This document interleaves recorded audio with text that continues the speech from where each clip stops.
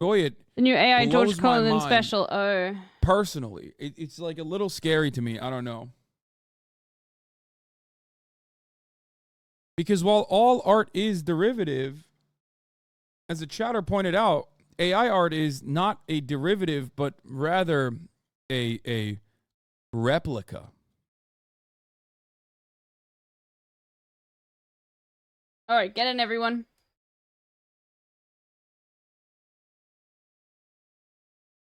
So I don't know. I guess my point is AI art will never. No, why did it pause? Hold on.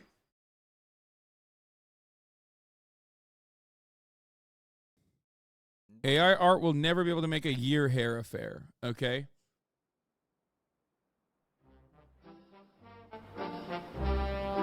Getting for sap, everyone. Did I change Like, the game incredibly to racist Chinese cartoon, okay, that is about Chinese history post-World War II. AI art can never. So true. Which we will watch in a little bit, but I am interested in some of this other stuff. Let's start off with this one. Another Monkey D. Houthi meme.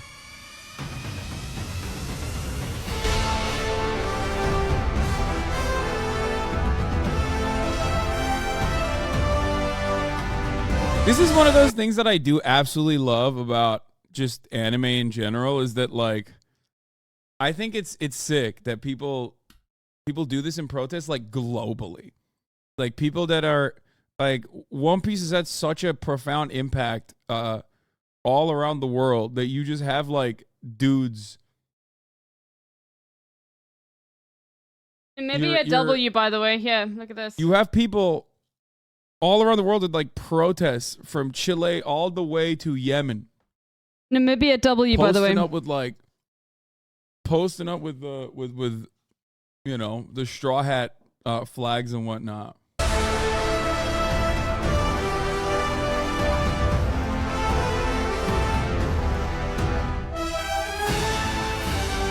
This makes me very happy. Wait, what? Grand Line meme? From the Grand Line to the sea? Yeah, where are the sappers?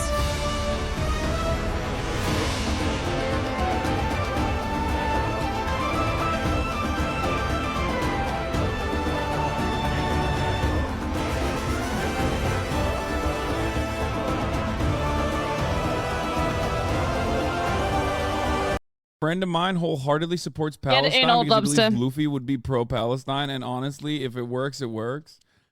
I mean, yeah, sure.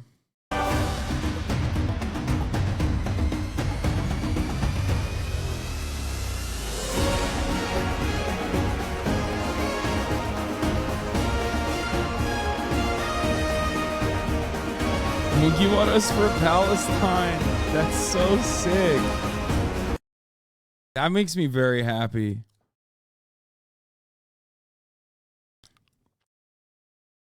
Co-opting a liberation movement for weeb shit. Yep, get in for sap. Listen, I'm not gonna sit here and act like One Piece is an easy watch, okay? Because oh my god, Sakrigo. It takes a lot of time to get to being a One Piece enjoyer, okay? It does. No but stress. I love it, and I'll just say it like this. I'll wait for people. Where I'm at now, oh my god, it just keeps getting better and better and better. And One Piece, I have to thank for that 100%. It's so good. It's so good. And I say this as like someone who usually hates a lot of the baby shit. Like, and there's a lot of baby stuff on there. There's a lot of goo goo gaga goofs and gaffs on One Piece for sure. Like, but it's just always very unique. It's always very unique in the way that like, you think about it and it's like, it's not like a regular shonen, but like the fact that so many of the characters have such unique powers and unique talents. It's not just like about, you know, being the strongest or anything, or it's not about like punching fast. Oda tweeted Luffy would support Gaza. I high-key doubt that he said anything about Gaza. I would be very shocked if he did. No. I think Oda at this point is literally a deity in and of itself. So I don't think that he would say anything of the sort.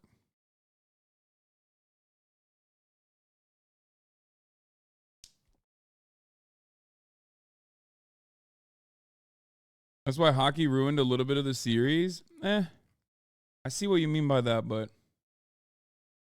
yeah, bro, Goda has a Netflix bag coming his way. Multiple Netflix bags, okay? I'm sorry if you think that if you think that he's gonna touch on anything, he's just gonna let the chopper do the talking, okay? And in this situation, I don't mean Tony Chopper, and I don't mean a weapon, I mean the pen and paper, okay? That's it. He just lets the chopper sing. That's it. He just puts whatever he feels the need to put in there inside of those papers. I know, okay? with Sokka doing that to the White House. It's good. One Piece is halfway through Wano. Are you gonna read it or watch normal anime after you catch up? I recommend the anime. I mean, One Piece is not fully up to date. I didn't realize. That's crazy. One Piece itself is like is mutual aid, which is crazy. I am currently on Whole Cake Island. Comic book superheroes or anime superheroes? I mean, it's whatever. It's fun. That's it. That's good to say things. Anyway. As morbid as it sounds, Luffy freeing Palestine from the oppressive world government and Israeli oppressor would be 100% an arc in One Piece. I mean, there is an equivalent in Skypiea, I think. Skypiea is kind of like Skypiea basically is a one state solution. And Wano, really? I haven't gotten to Wano yet, so don't explain that yet. Most arcs are like that.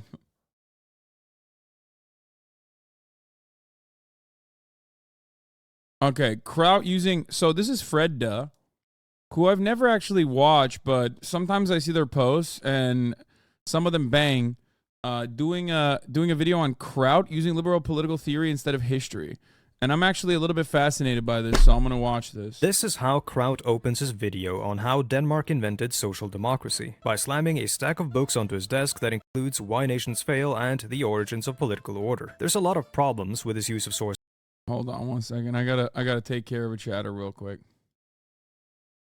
There you go. When it comes to history, chief of which is that it's I knew it was coming. I knew it was coming, and it had to be done. Okay.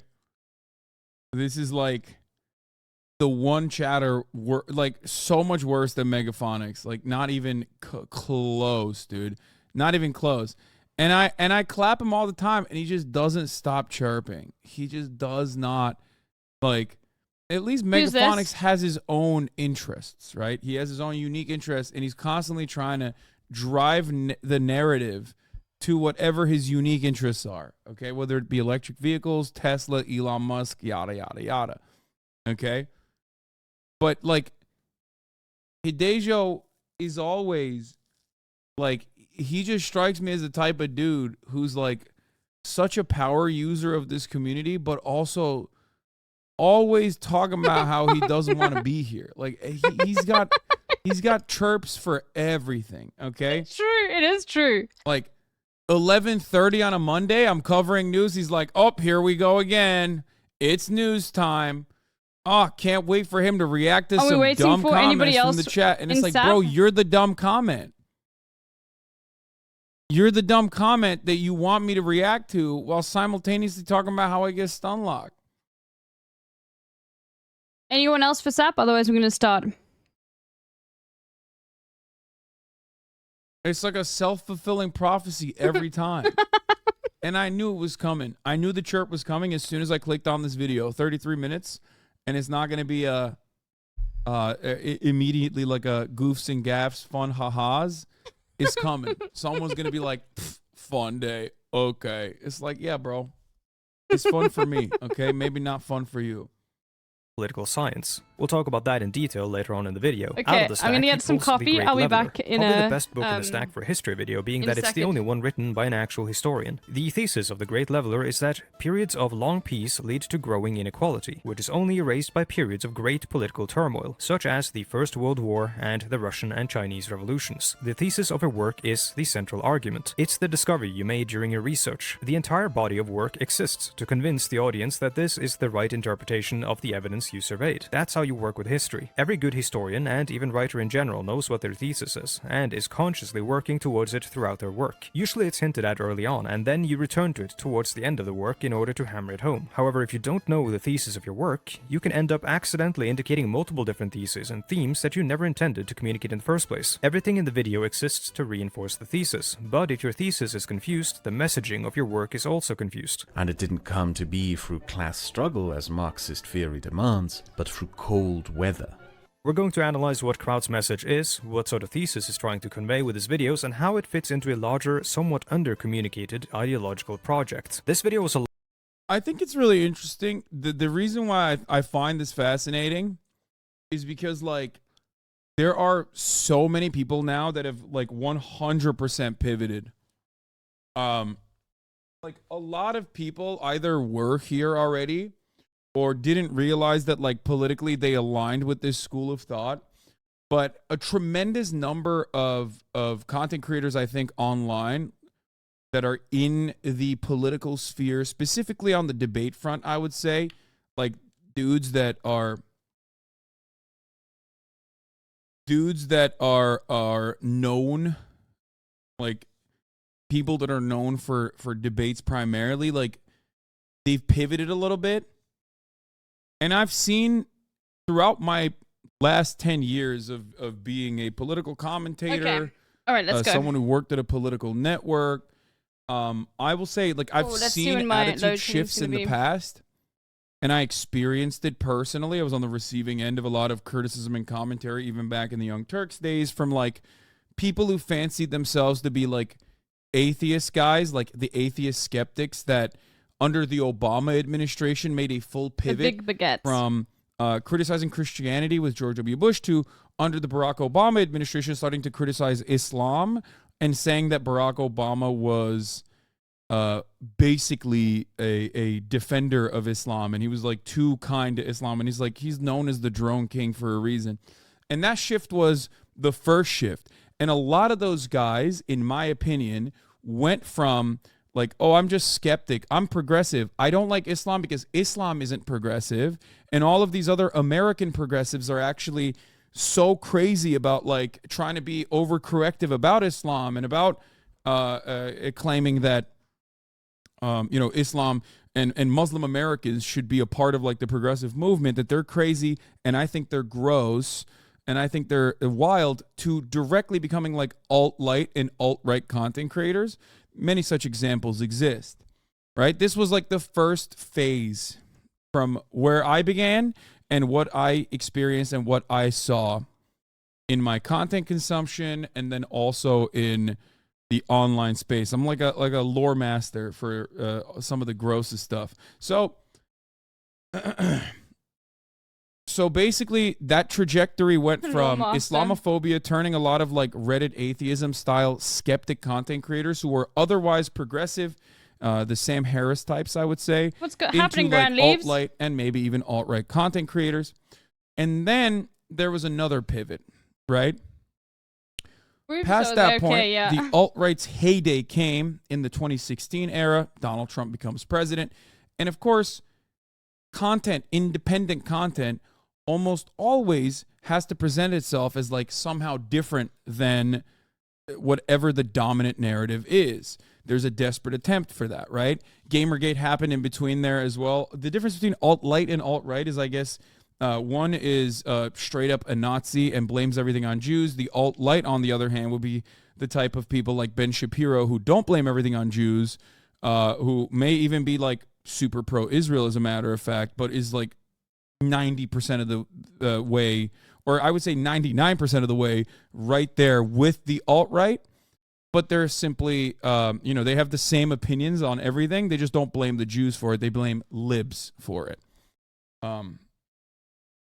That's basically the major difference, the major point of contention between the alt-right and the alt-right. So,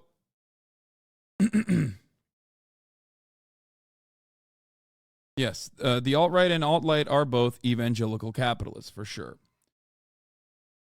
And then beyond that, I think, under the Trump era, a lot of people adopted the aesthetics of, like, especially because 2016 came with Bernie Sanders and democratic socialism becoming a more prominent fixture in American politics all of a sudden. There was we were further removed from the Red Scare politics. Obviously, you can't fully get away from the Red Scare style politics because, as I've said before, America was a proto-capitalist nation before we decided that we were capitalists. America's a perfect capitalist nation in many ways. So, we already had those fears, but at least, like, a new generation of people who were interested in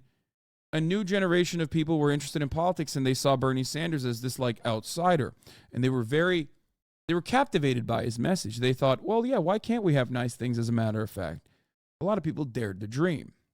Okay. And then people started slowly shifting in that direction, especially because the Democratic Party was also normalizing this sort of attitude, this sort of behavior, because the Democratic Party knew that it had no power. And when you don't have any power, when you're not in office, when you don't have any executive authority, when you don't have any power in the Senate or the House, or even if you capture the House or the Senate, but the rest of the rest of Congress still is in the hands of the Republicans, you can position yourself as a very radical person. And that's why I always point to Kamala Harris being in favor of Medicare for all, for example. So in that time frame, a lot of people position themselves as what I would declare anti-Trump. Some people noticed Bernie Sanders' politics and they loved it and thought, maybe I am that. Maybe I am a socialist. Many of you in this community probably started learning more about socialism in that time frame as well. And then others didn't really learn about it at all, but basically adopted the aesthetics of such, right? Because everyone was doing it. So it's like you felt like you had a sense of community. Many people look for this. This is normal, right? And in the without any sort of real momentum, like labor militancy or whatever, or any sort of like real groupings and real political action, most of the way that we express our politics and most of the way that we look to the political system is simply through content consumption. Because what else are you supposed to do? You're not a part of a union. You have no way of actually changing anything in your real life. So the way you express your politics is by looking at political commentators, myself included, right?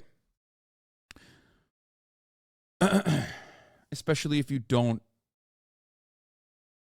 join an org or something and engage in some kind of direct action, engage in some kind of like mutual aid, some sort of like a labor action if you're a part of a labor union, for example. So in that time frame, leftist politics grew. And it created this false sense, both in the minds of a lot of people who consider themselves to be leftists, and also everywhere else. They started thinking that like socialism was like insanely popular.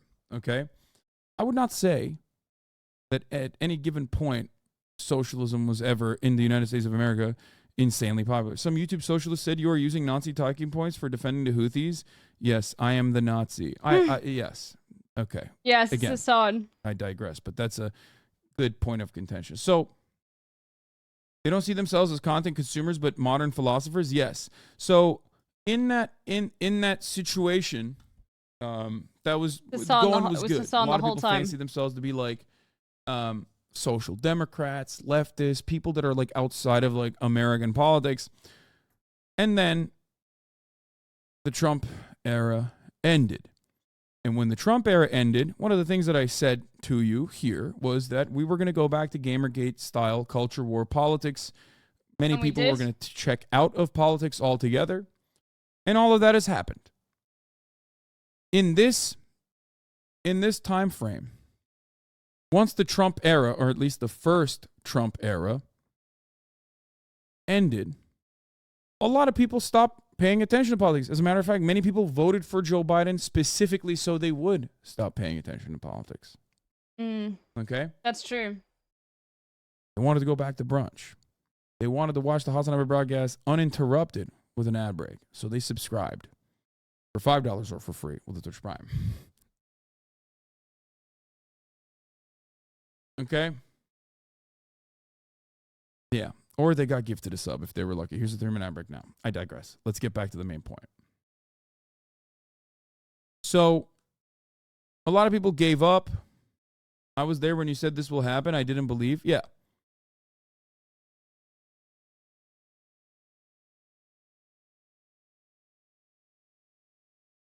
You called this one? Have you seen the viral tweets from that guy claiming he heard... Oh, yeah. I saw that. Anyway, let's continue. Let's continue. Look at the stats So for my when- worm. Oh my god, stop. When Joe Brandon came into power, we got back to the God. culture war stuff. And it took around 3 to 4 years, but we're finally there. We're That's at peak insane. culture war silliness. Bro, okay. And a lot of those people that had fancied themselves to be radicals, some of which went right, which is normal. A lot of political commentators went right to varying degrees. Some of them went right during COVID and decided they're actually anti-vaxxers, and actually then they're like MAGA communists and they're patriotic socialists, whatever. All of this nonsensical, anti-materialist ideologies that were merged Really? together in an Funny. effort to capture a new market. Because many of the guys that you watch are ultimately content creators themselves, myself included. Okay? My job is to entertain and educate as best as I possibly can. And that is the main purpose of many of the content creators that you watch, as long as we're being charitable. But then there's a secondary interest there. Here's the thing. I do a lot of dumb stuff. I do a lot of dumb content. I do a lot of collabs. I do some gaming every now and then. Don't get mad at me and say, Hassan, you never game. That is where I capture a broader audience, right? Maybe I even cover drama every now and then, internet drama. That is where I capture a major audience. My politics doesn't change. But if you are a purely political commentator, content creator, right? And you don't feel like you can do that other stuff, you change your politics. And many of these people did that. Many of these people changed their politics and tuned it specifically so that they could capture a newer audience. They moved around with the wind. And of course, there's going to be people who watch those content creators, given that they have no foundation for their politics, and given that there's no way to express their politics, and the only politics that they can express and is through their content consumption. It's a signifier. I'm a fan of this guy. I'm a fan of xylitol. All right? He tells it like it is. I'm a fan of Methuselah. He really dukes it out in the marketplace of ideas. He's really giving it to those guys, and I like it. I get to use his talking points against my interlocutors in my own life, and it makes me feel smart. That's what a lot of people watch stuff for, and it's the same. It's the same for myself. I mean, it's the same for my community as well. So, a lot of this back and forth within these communities turned into petty drama, masquerading as like real broad politics, real seriousness, real serious politics being done. We have to clean up our backyard. We have to do stuff about the enemies that are hiding in the shadows in our movements, right? And I'm so geared towards seeing that as like that as wrecker behavior and as like petty, personal, selfish, self-interested and unproductive and unserious commentary that I often don't touch it, right? I don't touch it at all. I would not by any means say that I'm a believer in Marxist orthodoxy, as I'm sure you guys are aware of, right? I care about incremental gains. I care about a broader message. And I care about changing people's lives, at least for future generations, for the better. And I believe that that's the reason why you can have a broad swath, a broad array of different political opinions. Oh my god, summon strat as long only. as people are moving the needle in the correct It direction. really does only have summon strat.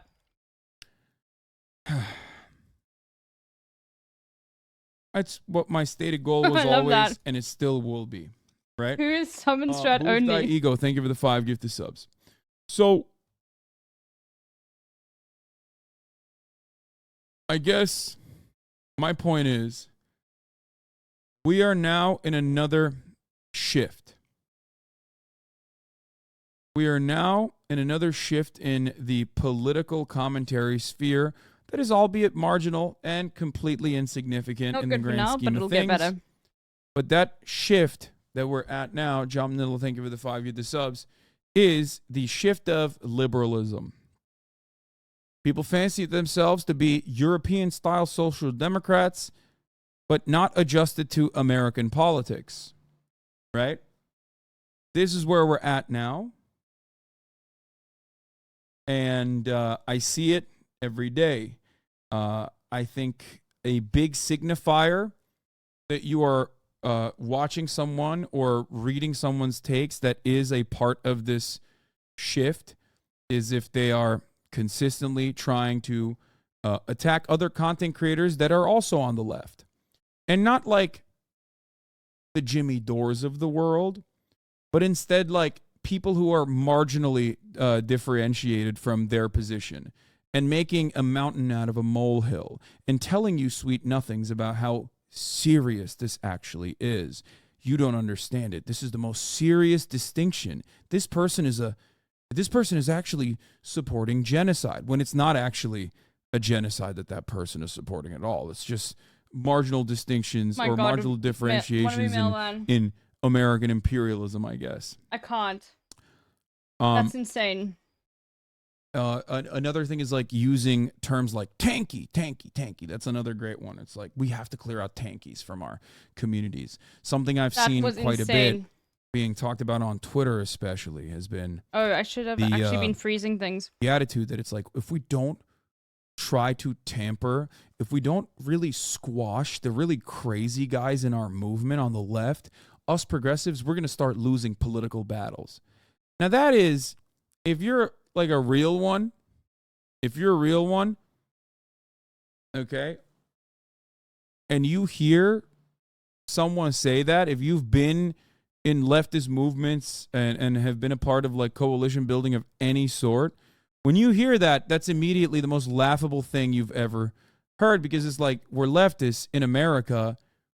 We were born losers. The fuck are you talking about? When have we won? That is like, true. It is so unserious. It's like, there's like 3 people.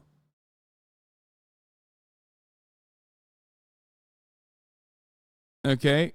There's 3 people out there that have like a marginal of power, a fraction of power, and you're out here talking about how like, oh, we have to capitulate to like liberals who are capitulating to reactionaries in order to, you know, what is the gain in that situation? Nothing. We're not even gaining anything in that circumstance. So, yeah, Radlip's talking about tankies and the Imperial Court as the greatest military power in the world is so funny. Sure, Connor. Exactly. I'm not gonna. I probably won't look at it People now. shouting at YouTube accounts with 50K subs. Yes, this comes from a place of powerlessness. Something that I've talked about with respect to cancel culture and how it manifests in progressive circles all the time. When you are powerless,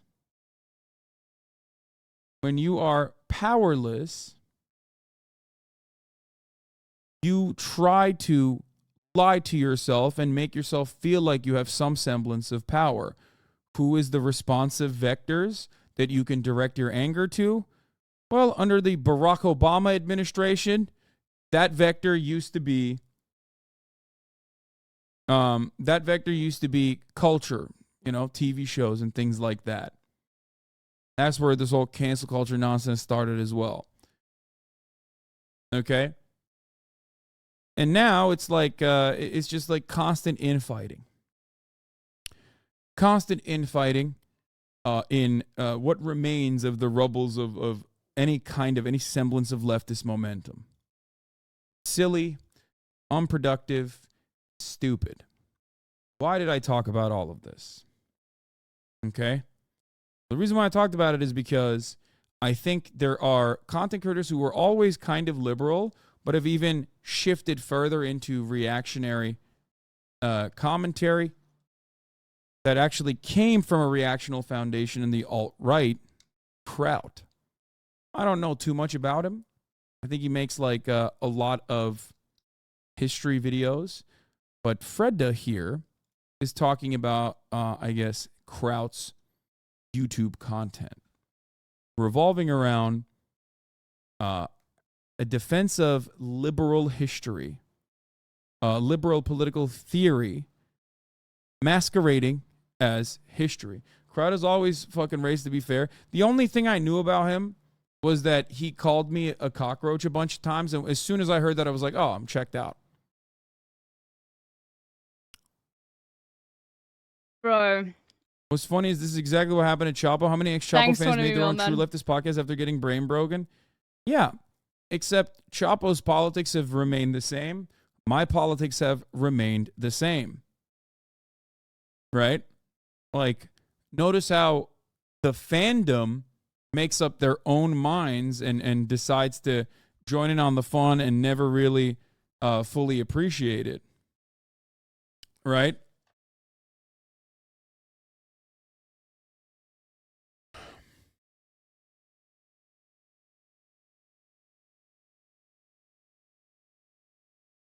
Same goes for the Chapo Boys. Same goes for myself. Same goes for Majority Report. There are definitely. Yeah, but the ostrich is really strong though. Content creators out there in the leftist side that whose politics have not shifted with the wind, and you can see that. There are plenty of content creators on this side. Democracy Now! Majority Report. Democracy Now! Is already like a hardline news media. They just do objective news coverage, in my opinion. Well, maybe a little bit leftist news coverage.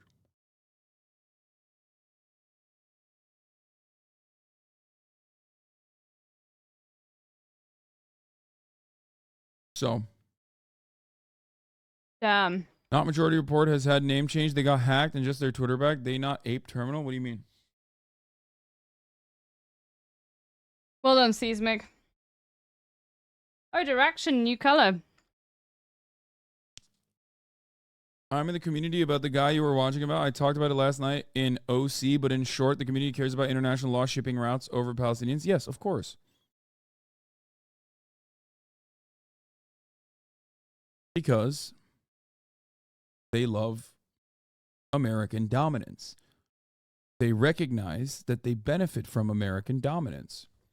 And if the dominant American prevailing attitude from the State Department is that the Houthis deserve to be blown to bits. Everyone's changing their colors. All right. Yeah, let's just confuse streamer. What's coming.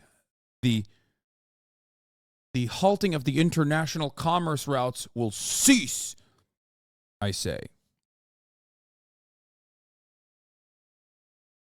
So, I like my pink as well. To present that narrative as well as though it's their own.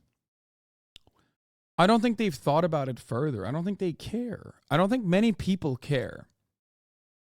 I think there is a very real fear in the hearts and minds of those who live in America of a world where America is not the dominating power, because a lot of people are fearful, understandably, of change, right?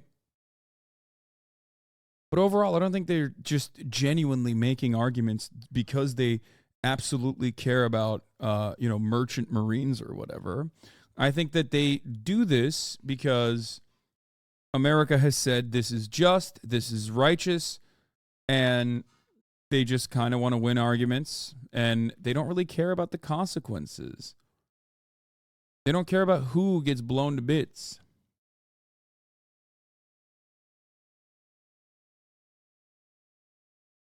Damn, dude. Well, I guess we just That's it. spectate. The goal is to get people to care. That is my goal.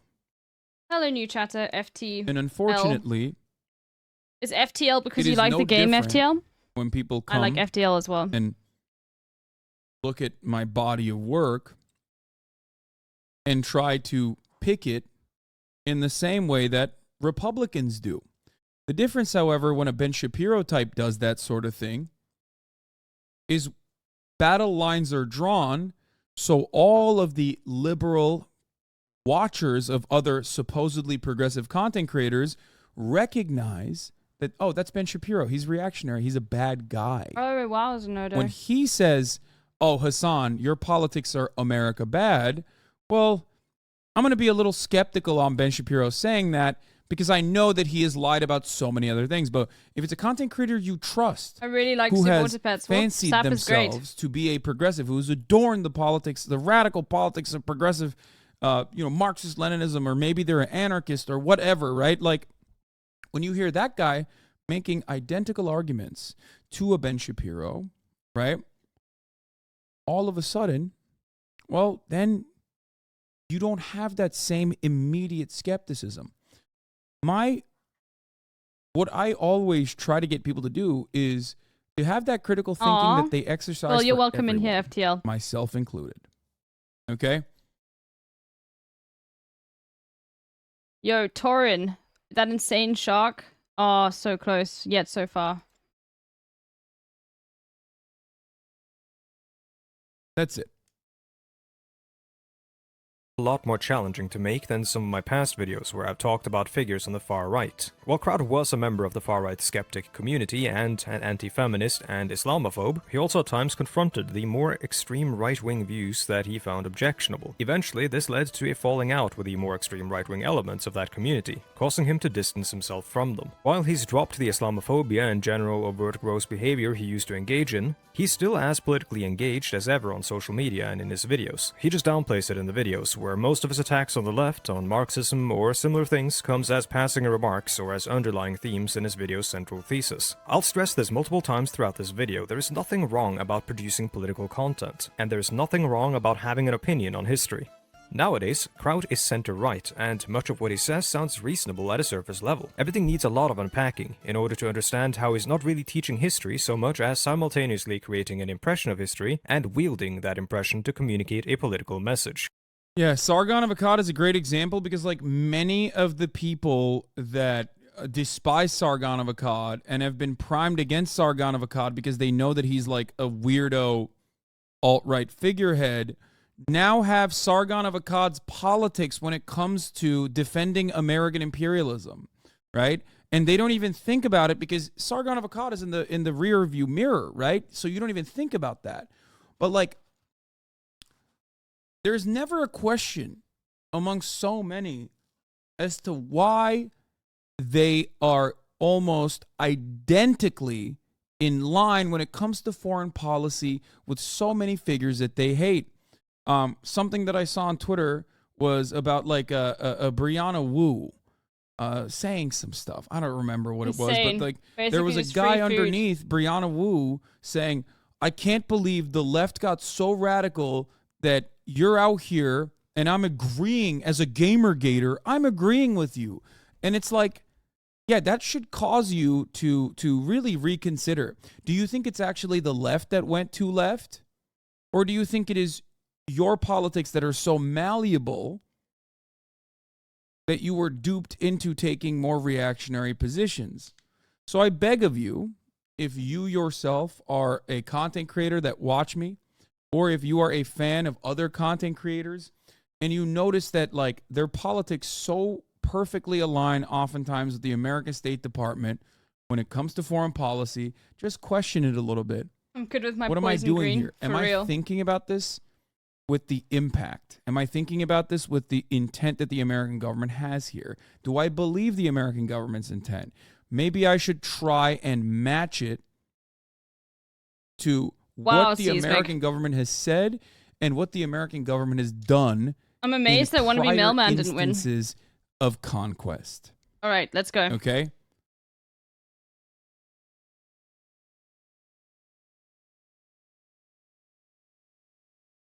What is this? What is this? KPFK used to be good too, but now it's too extreme. They were the first news station that pumped out the film Loose Change, but years later, QAnon took Loose Change conspiracy and made it theirs.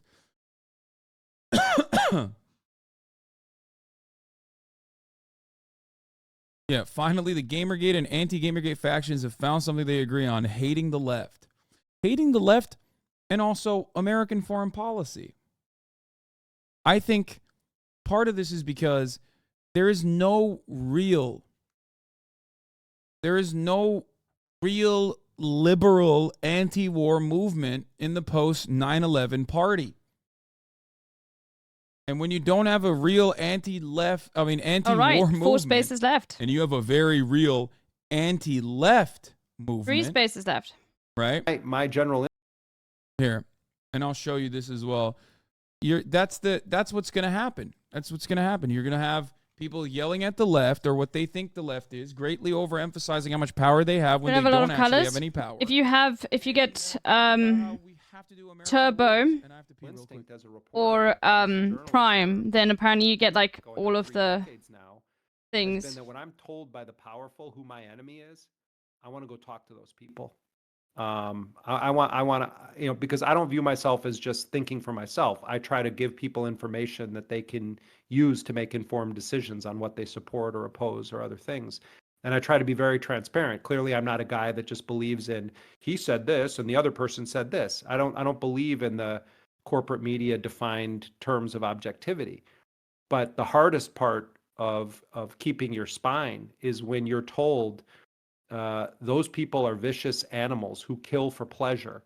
Having the bravery or the principle to be able to say, I'm going to check that fact. And that's what all of us should be doing in the face it's of the bare minimum. Yeah, no one should be winning an award for doing that. That should just be basic journalism. Yes. My general instinct as a reporter and as a journalist for going on 3 decades now has been that when I'm told by the powerful who my enemy is, I want to go talk to those people. I want to, because I don't view myself as just thinking for myself. I try to give people information that they can use to make informed decisions on what they support or oppose or other things. And I try to be very transparent. Clearly, I'm not a guy that just believes in, he said this and the other person said this. I don't believe in the corporate media defined terms of objectivity. But the hardest part of keeping your spine is when you're told those people are vicious animals. 2 spots. We're going to start in a minute. Yeah, I mean, listen, guys. Listen, Jeremy Scahill is a phenomenal journalist who has stayed true to the cause, despite the fact that maybe even some of his coworkers have literally gone down the rabbit hole that I've talked about, right? I mean, this is a guy who has directly done reporting on the ground in Yemen, in Somalia, in many of the places that we discuss. Okay? It's just something to remember. Like, it's not an accident these guys who have been profoundly respected journalists or even academics that I have on the broadcast that almost 100% agree with what I'm saying here. And basically say identical things to what I'm saying. Okay? These guys have seen it. This better be a Rolex sponsor stream. No, I don't even own a Rolex. I just have this hat. And Wishy-washy. Cool. But I wear it when my hair is really wet early on, which I shouldn't, because then it just sticks this way. Then it's hard to shape. But I mean, this is a guy who's written books. This is a guy who has done a lot of. What was the game Kaz wanted me to play? from conflict zones. It's just they don't care. They just What was the game you wanted me to play earlier? What you do. No, I'm not talking to the content creators. No, in this space. you were saying there was something else. It was similar to the. I'm not talking to the content creators in the space. I'm No. talking to the watchers of said content creators that also watch me. Okay?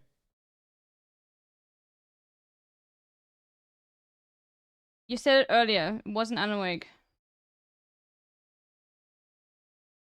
Lots of leftists today would have supported Desert Storm and defended the Al Maria shelter bombing because Iraq jeopardized the international oil market. Yes. Oh yeah, this war of mine. Yeah, apparently because didn't it remind you? Wasn't it similar? The right-wingers more. At least Bradley has shown how deep down we are all the same things. We just differ on how to get there.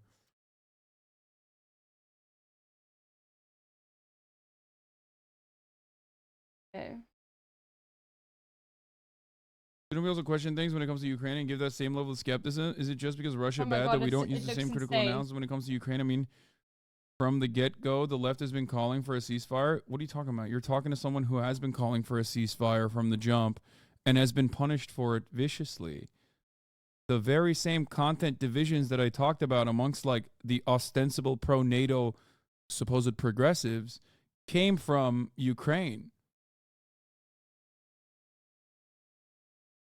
I mean, that's like you're talking to a content creator, at least in this space, that has been tarred and feathered regularly about his takes, his consistent principled takes on what to do in Ukraine.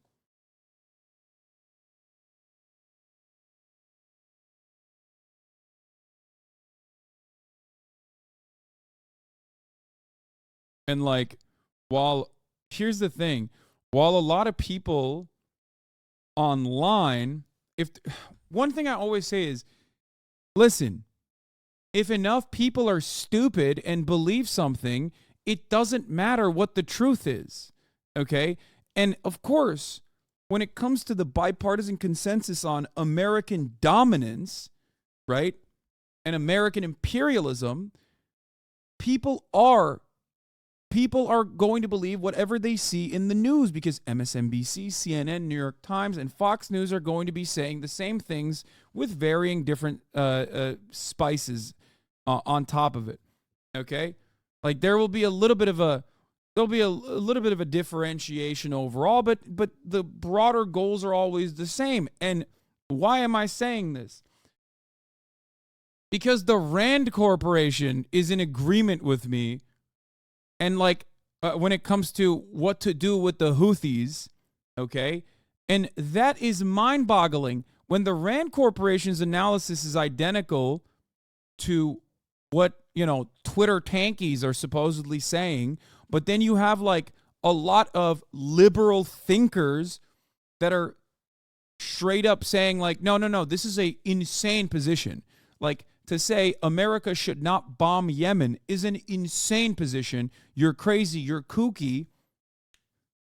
It sometimes makes me lose my mind a little bit. Okay? Like the position that you have, no matter how much people in your circles, okay? No matter how much people in your circles say that you're crazy.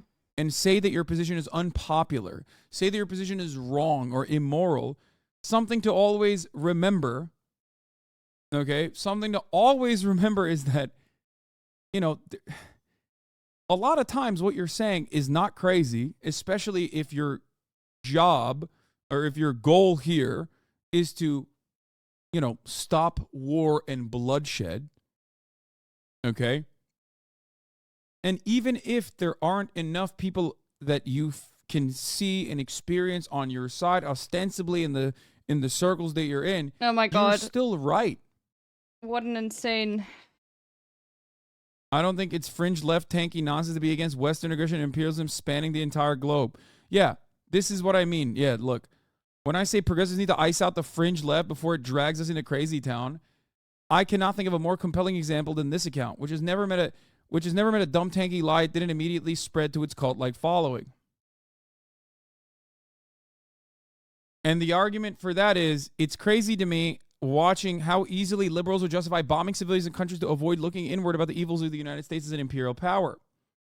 Where is this coming from? Because Seamus, I'll be back in a second. who lives in Beirut, okay, tweeted, "Let it be known tonight that the United States bombed multiple cities in a different country in order to protect Israel from suffering economic damage while it conducted a genocide." And that's precisely what happened. That is exactly what happened. That is objectively what happened. Okay? The difference is whether you agree with it or not. Okay? The problem is a lot of liberals look at that and go, yes, I agree with it. Right-wingers look at that and go, yes, I agree with what America did. But especially for liberals, they don't want to come to terms with why this happened. So they look for like other reasons. They'll say things like, well, this is disrupting international trade and commerce, right? That's why it had to happen. Okay? Hassan, can you source that say the shipping lanes were all pro-Israel? It's not. Not all of the ships that they took over were pro-Israel. It's ridiculous. Okay? That is a ridiculous take. No, it was a blockade on the Red Sea. Okay? That's it. It was a blockade on the Red Sea that tried to, with limited means, stop commerce enough that insurance providers for international shipping companies I'm cooked would in this game. use a different route that would, be more expensive and cause shipping delays. That's the point. It's not about like, oh, every single ship is a Zionist or whatever. That's not, and I don't know if that's a good faith question. I'll be honest with you. Okay?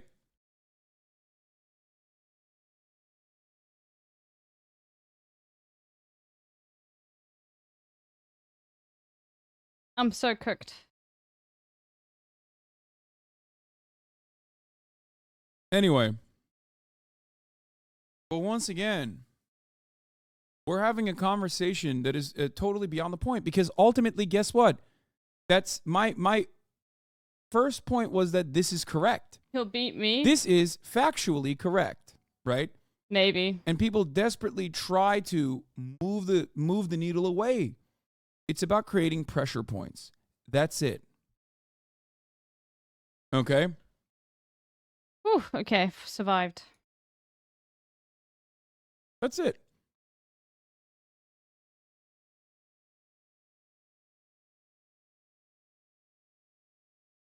Happening here. Like, people will be like, well, I don't care. That I don't care. You can't disrupt international trade, international commerce. I don't care. The Houthis are doing slave labor. Here's an article. Here's a blog post from some Saudi blog that I found that says they're doing slave labor. Like all of this stuff. Wait, did you bring a capture card? Let's go.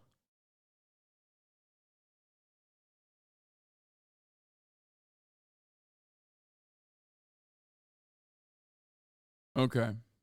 So, no, it's not talking. It's March. So,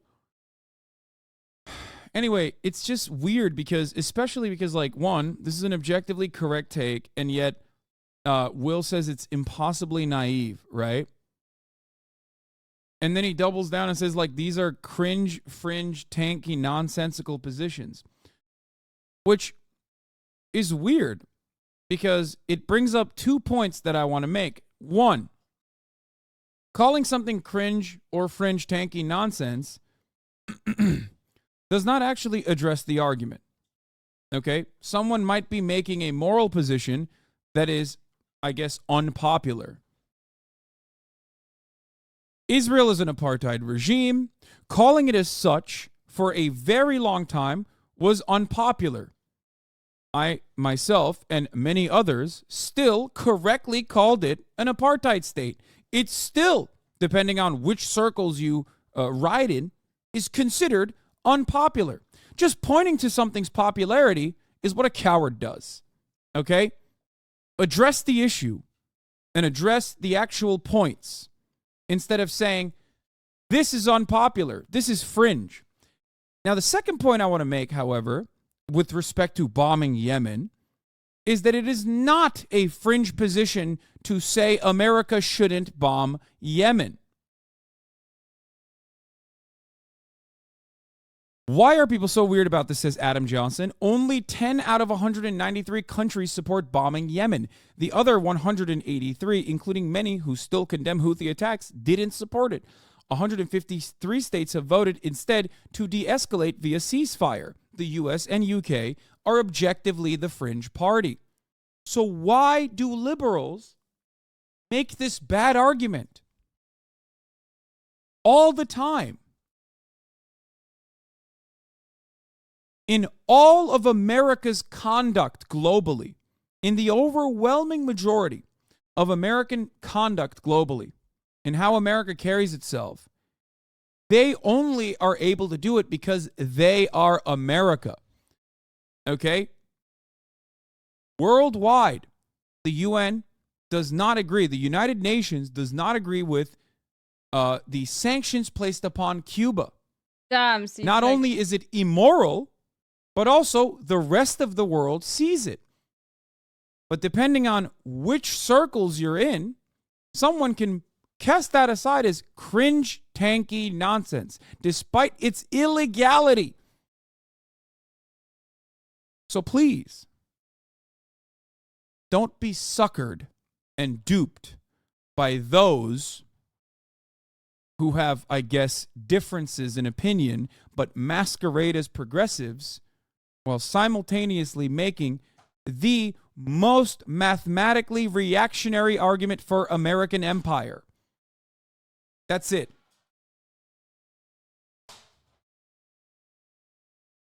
That is very frustrating to me.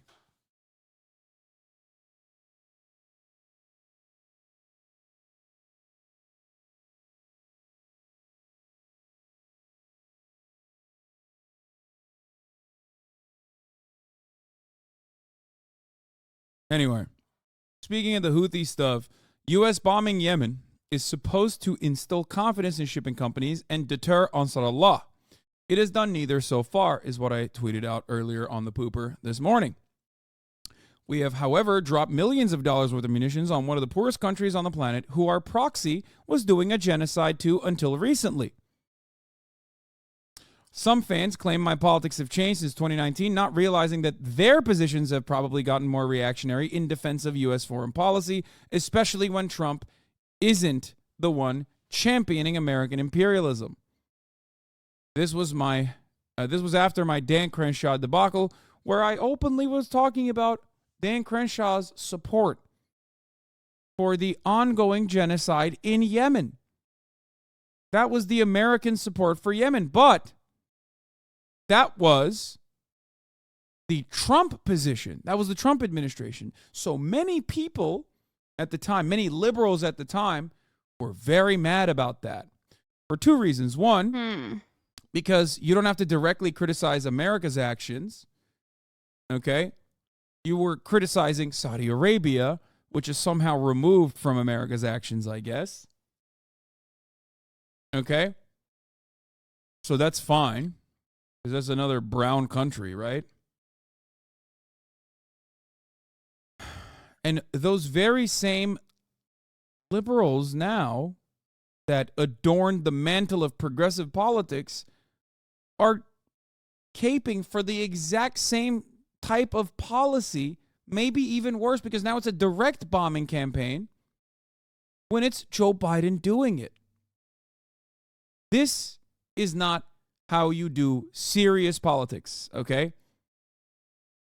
And this is not a good counter to that. You know what's funny? Your politics kind of just boils is down that to even if they American chose that points. different Even the route, differentiation between the Houthis then and they'd the have Houthis is to an example stop of this, over to which I in Cape replied Town. with, I think aiding and and would have abetting the need ethnic to the cleansing South African campaign government's is permission to bad. do that. I think not dealing with the Red Sea blockade through peaceful means like a ceasefire is bad. Many hogs yell at me about how my politics are simply America Is South bad, Africa going to bomb? but you never show why Is the US going to America bomb is South good. Africa? Okay? This is not a counter.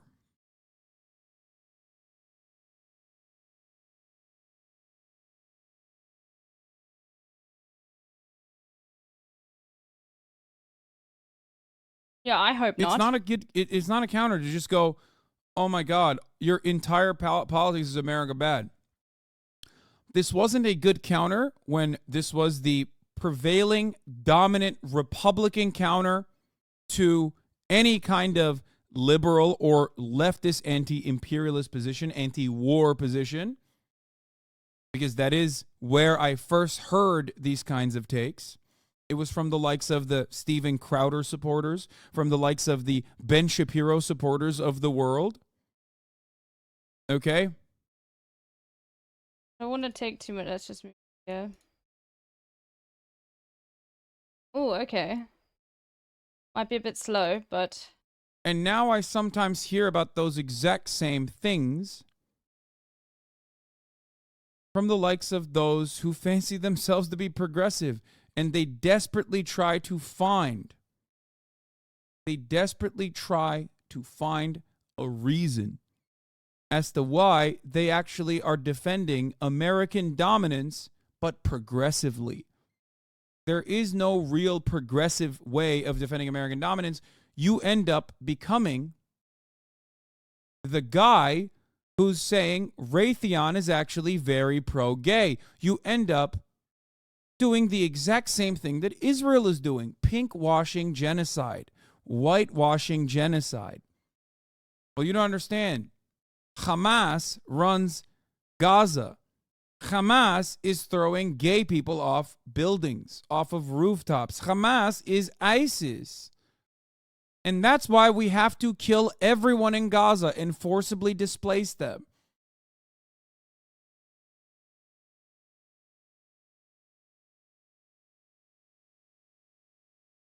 Yeah.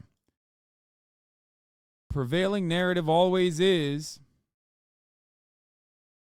Yeah, so true. Every bread tuber says your position is just America bad, but they never say how America is good. They just default to America is a net good despite the bad shit. I know.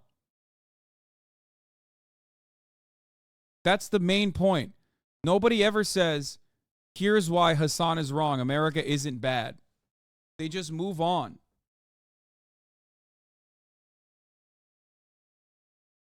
They literally just say, oh, Hassan has no real analysis here. He just says America bad. He rides for the Houthis because they're against America. That's it. Like as though that's all I do. That's all I do. I just sit around and just say, I love the Houthis. They're so sick. I wish I could live in Yemen amongst the Houthis. They would love me, and I love them. Like as though that's my and the only reason why I'm saying these things is because they are against America. Like that's copium. That's copium from the other side. It's a very cynical way to approach your interlocutor's arguments in bad faith.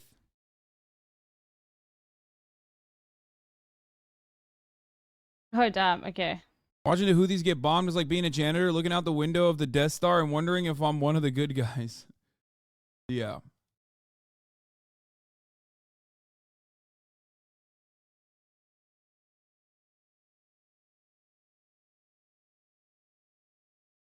Is there an enemy of America that you believe is actually the bad guy? I mean, think about it. I've talked about Russia plenty as being the bad guy in Ukraine. There is no also, that's good such a or stupid, bad. like... There are people who have material interests in the way that they operate. That's also a stupid question. It's like, things are Okay. not just black. It's not... You have to have nuance.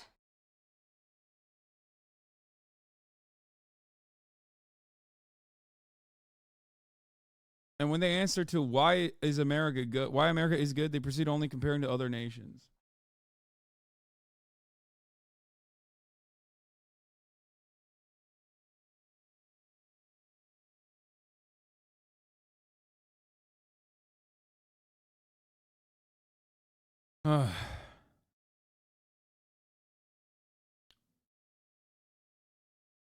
Anyway.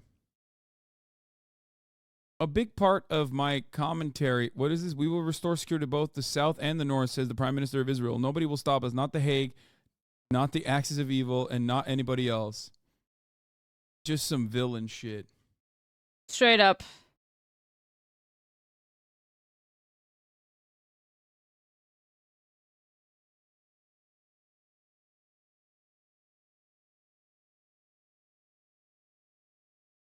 It is That's villain crazy. shit. Oh damn, now I don't have space. Okay, well.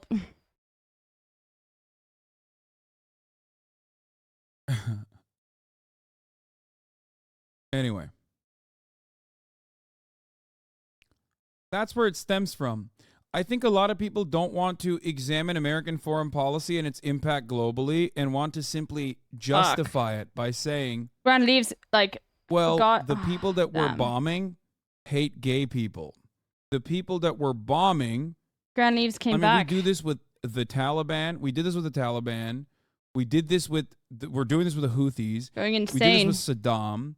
We always do this. Whoever we interfere with, whoever's affairs we interfere with, okay, we always masquerade as though we're doing it in a humanitarian way. Okay? No, you don't understand. We're humanitarian. We're doing a humanitarian mission when we blow up positions in Yemen. You don't get it. Like, you're so stupid. Israel is doing a humanitarian thing when they are blowing up Gaza because they're taking out Hamas.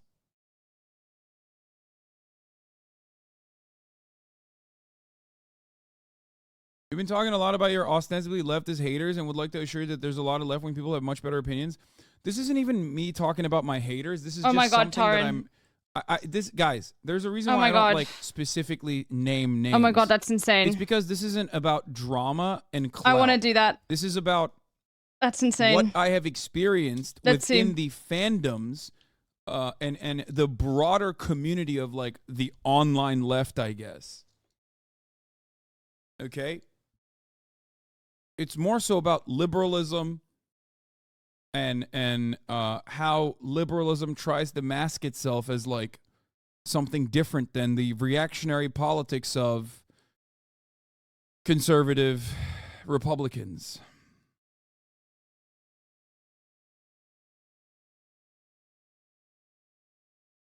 That's it. This has nothing to do with this is never about a specific person, ever. It's never about one person.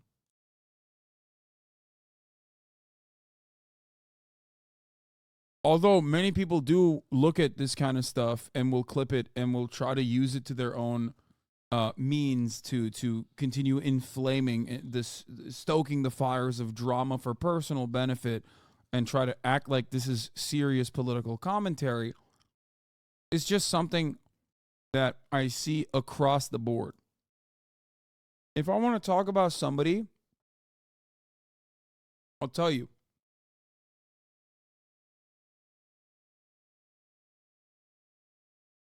Bro. Yeah. Insane, Strat. Guys. If you want to understand, like, the politics of people like this with the Ukrainian flag in the bio, the Rand Corporation no, is that's not apparently me. a Kremlin Why think kill tank Beep? at this I'm point. spectating. I've already lost. Because the Rand Corporation has said, decades of experience have shown the military efforts to dislodge the Houthis are unlikely to be effective, says Rand's Alexandra Stark. Instead of retaliatory strikes, the U.S. should favor a diplomatic approach.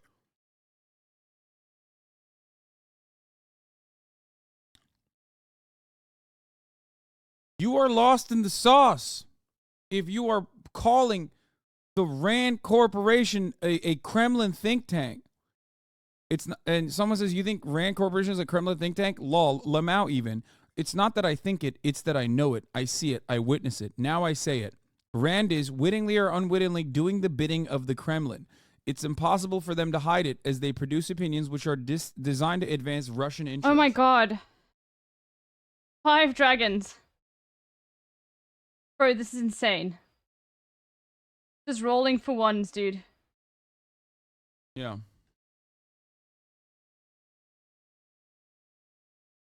You skipped one. Oh wait, they're all 50-50 as well. No, no need. Okay. No, you're just looking for food. Oh my goodness, this is insane. Yeah, so many liberals are just like perma brain broken and with no solution. Bro, this is broken. It's so Jover. I mean, this is QAnon. Hold on. There's no difference. This is blue anon, right? It might. The screen is gonna flicker. There's for a bit, no okay? difference between having this approach to like any person that comes after your any person that criticizes what you think is true. When you call the Rand Corporation a reactionary right-wing think tank, okay? Wow. Here, let's look at the Wikipedia of the Rand Corporation. The Rand Corporation is an American nonprofit global policy think tank, research institute, and public sector consulting firm. They engage in research and development across multiple fields and industries. Since the 1950s, Rand has helped inform U.S. policy decisions on a wide variety of issues, including the space race, the Vietnam War, and the U.S.-Soviet nuclear arms confrontation, the creation of the Great Society, social welfare programs, and national health care. Wow.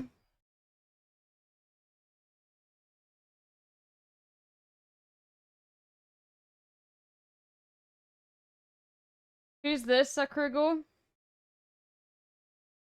I don't know what to say about this other than like... Oh, your mother.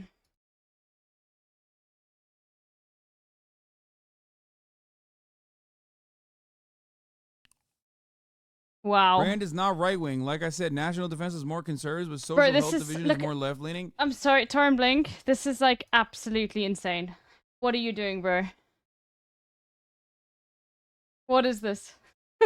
You've broken it. Okay, I'm gonna try this strat now.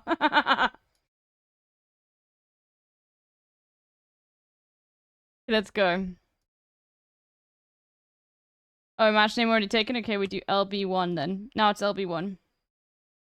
The whole point of this think tank's existence.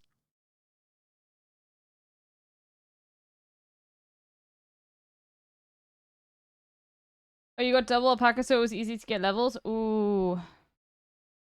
I actually need to try that. I've never used alpaca. The shock was really nice though. It made a lot of money.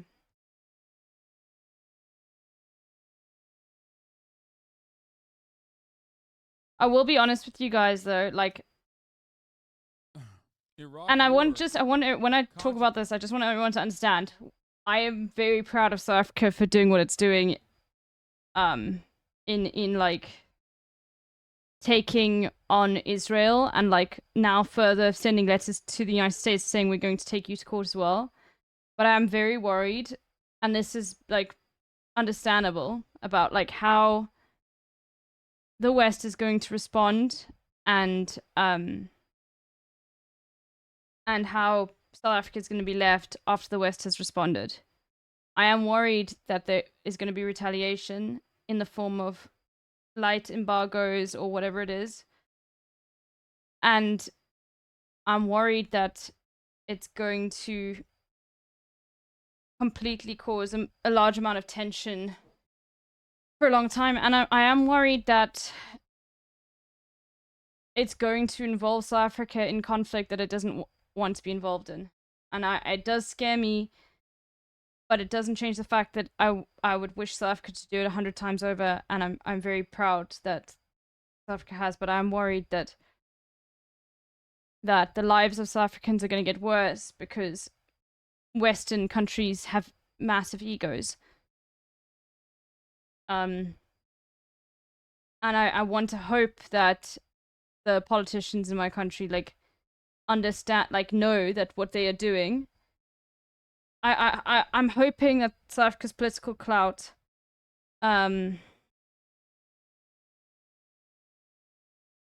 be enough. I don't think it'll go that far. It's not every day that your country openly sends a threat to sue the United States government.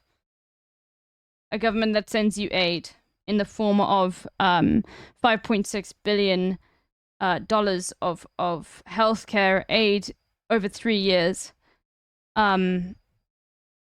It is worrying. It's stressful. Would I take it back? Would I say South Africa shouldn't have done this? No, I think it's good that South Africa did this. But it does worry me that like things are not gonna go well and that like it's gonna affect the lives of South Africans. I really hope it doesn't. Would I take it back if I had the power in the world? Would I say South Africa, don't do this, don't get involved in things you do not have the power to control? No, I think what South Africa has done is amazing. But I am stressed. It is a stress that's on my mind. I'm thinking, are things gonna get better? Like I'm just waiting for something bad to happen. And I'm also worried for South Africans and Africans overseas in general because of how the Western media is portraying South Africa in this, saying only showing Israel's side. I'm worried that there are going to be hate crimes that happen in Western nations against South Africans and other Africans. Because it's just it is like I am worried this is going to. We knew this would have no benefits for South Africa. You're standing up for a nation of people that have no power, against a project, a country that has been funded by the West. And when you fund a fascism, even though your country is not fascist, you need to, pretend that it's not a fascist country. Like, they're never going to admit that Israel is wrong, and I'm just really worried.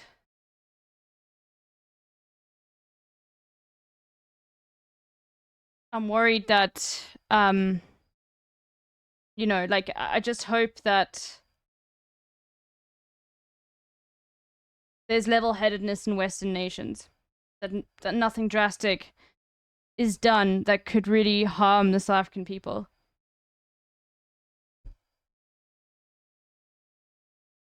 That the conditions in Ukraine were going to worsen as the war continues, as the invasion continues, and that it was going to become significantly more reactionary.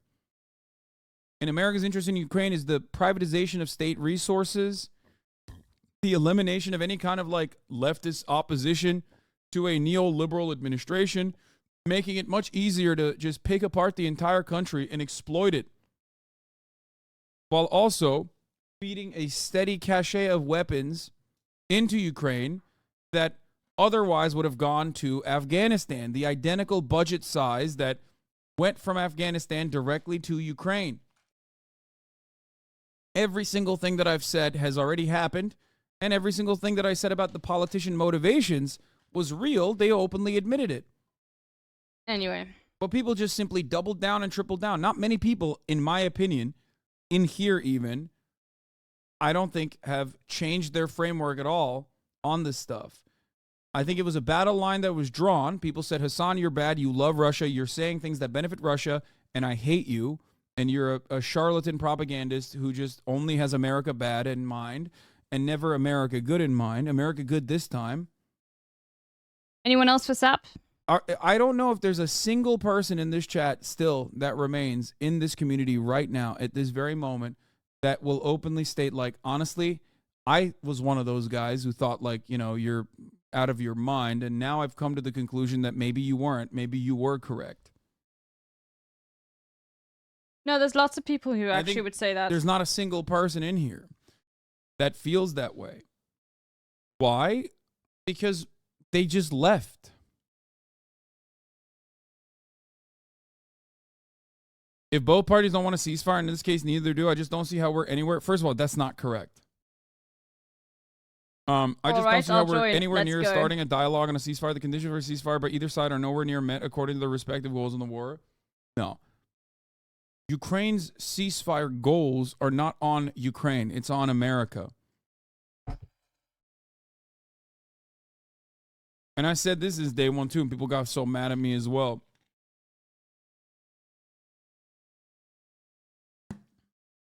Same with Israel. I mean, except Israel could do a ceasefire.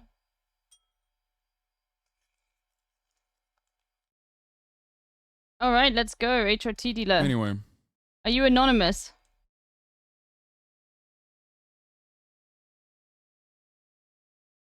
Anon. All right, let's continue. And I've been asked directly, would you do it again? If you give me the same circumstances, I would not hesitate. I think that a lot of Ukrainians are mad at you. They don't want to hear all that. Side note, I think you're correct. I know. And it's fine. I don't think anyone in Ukraine that is a fan of mine, with the exception of people that just like understood what I was saying, will ever come back and be like, you know what, I think you're right.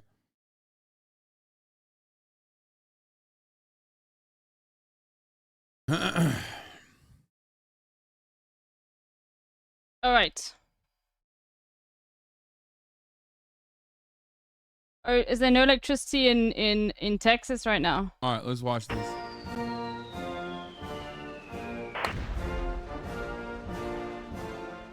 According to Doctors Without Borders, its hospital in northern Afghanistan came under repeated direct attack on Saturday from a U.S. AC-130 gunship. I'm just worried about When a TOS. mistake occurs, the United States owns up to it, and we vow to get to the bottom of what exactly happened. don't. Tried to meddle in other countries' elections? Oh, probably. That's why tomorrow I'm going to send to Congress, help us build a world that is safer, more peaceful, more prosperous for our children and grandchildren.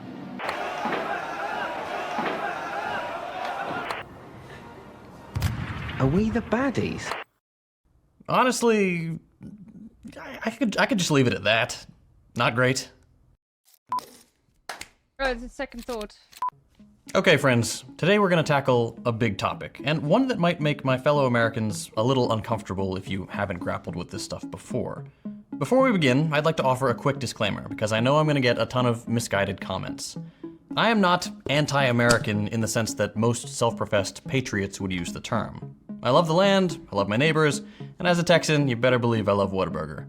I am anti-American in the sense that I do not support the United States as a political project, a nation founded on genocide, theft, and slavery. That's it. All right, click away, brother.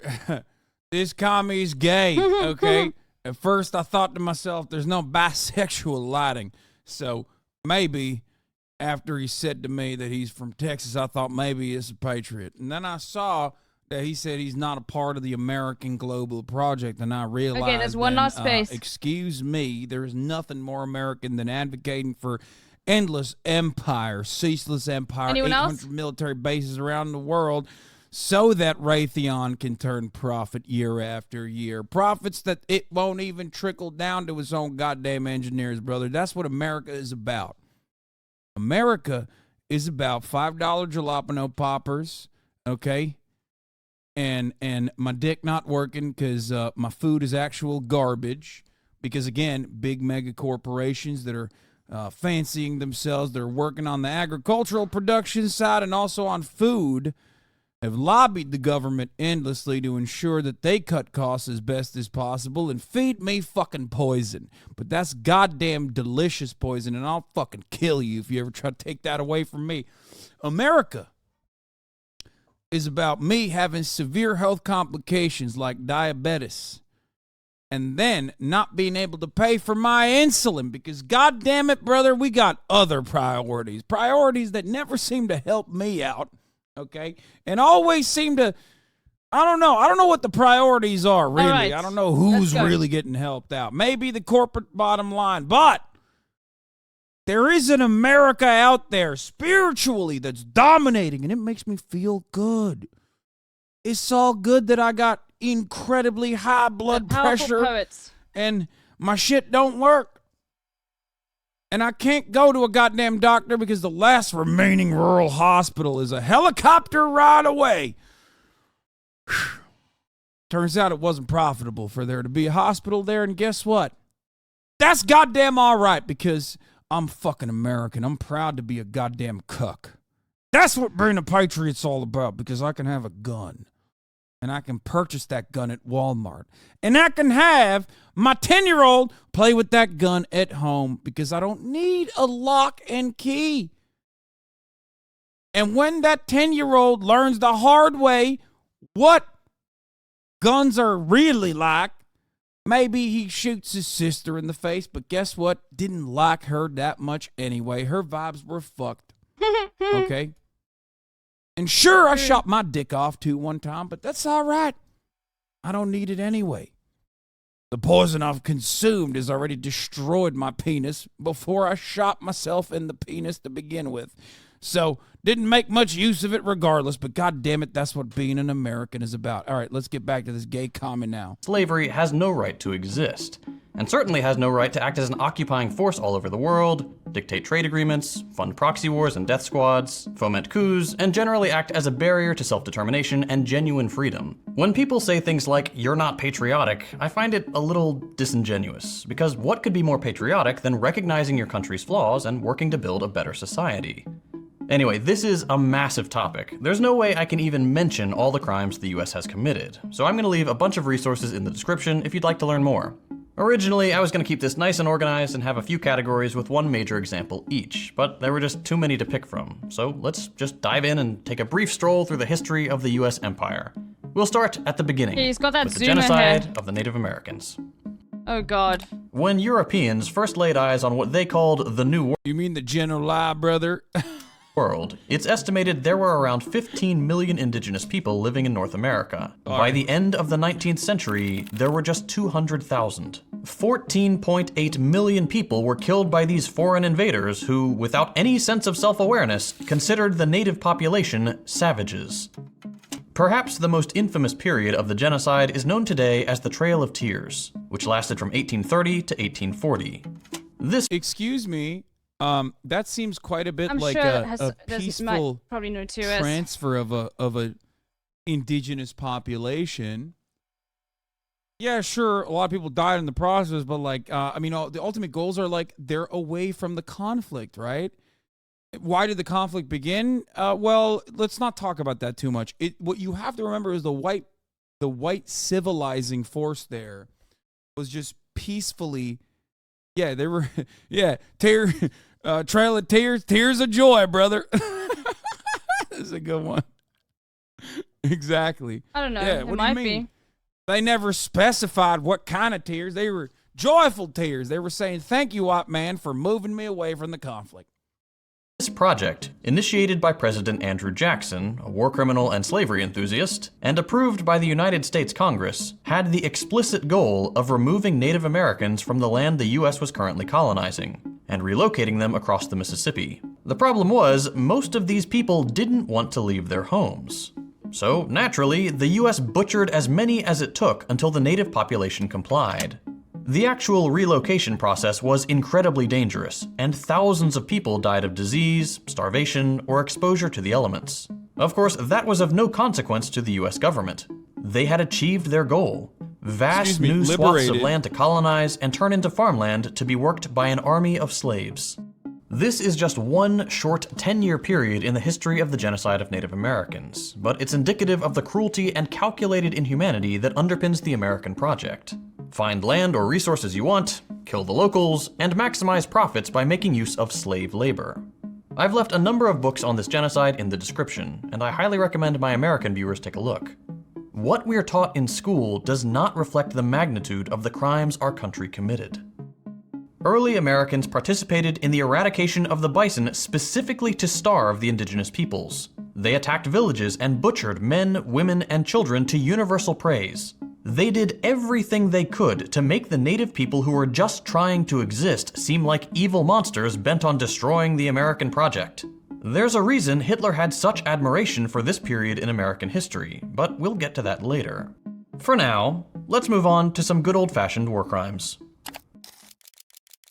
The United States is an exceptionally warlike nation. In the 247 years since its inception, the US has been at war for all but 17 of them. The country sees itself as the world police, the shining city on a hill that has the moral responsibility to enforce our conception of society on everyone else. This country talks a big game about the importance— Okay, it's just like, I don't think he understands. Okay, I don't think Second Thought understands that our conception of how society should be designed just simply always ends up benefiting our bottom line. And not even like the American bottom line across the board, but the bottom line of like American corporations and corporate owners. And it just happens to be that way every time. What are the odds, guys? What are the odds? It just happens to work that way. And we're not haphazardly slapping that sticker on as a idiotic justification. You know what I mean? of freedom and the right to self-determination. But the United States has never once embodied those values. One early example is the Philippine-American War. At the end of the Spanish-American War, the United States annexed the Philippines. The island nation... How about the annexation of the top of the hour ad break? Okay.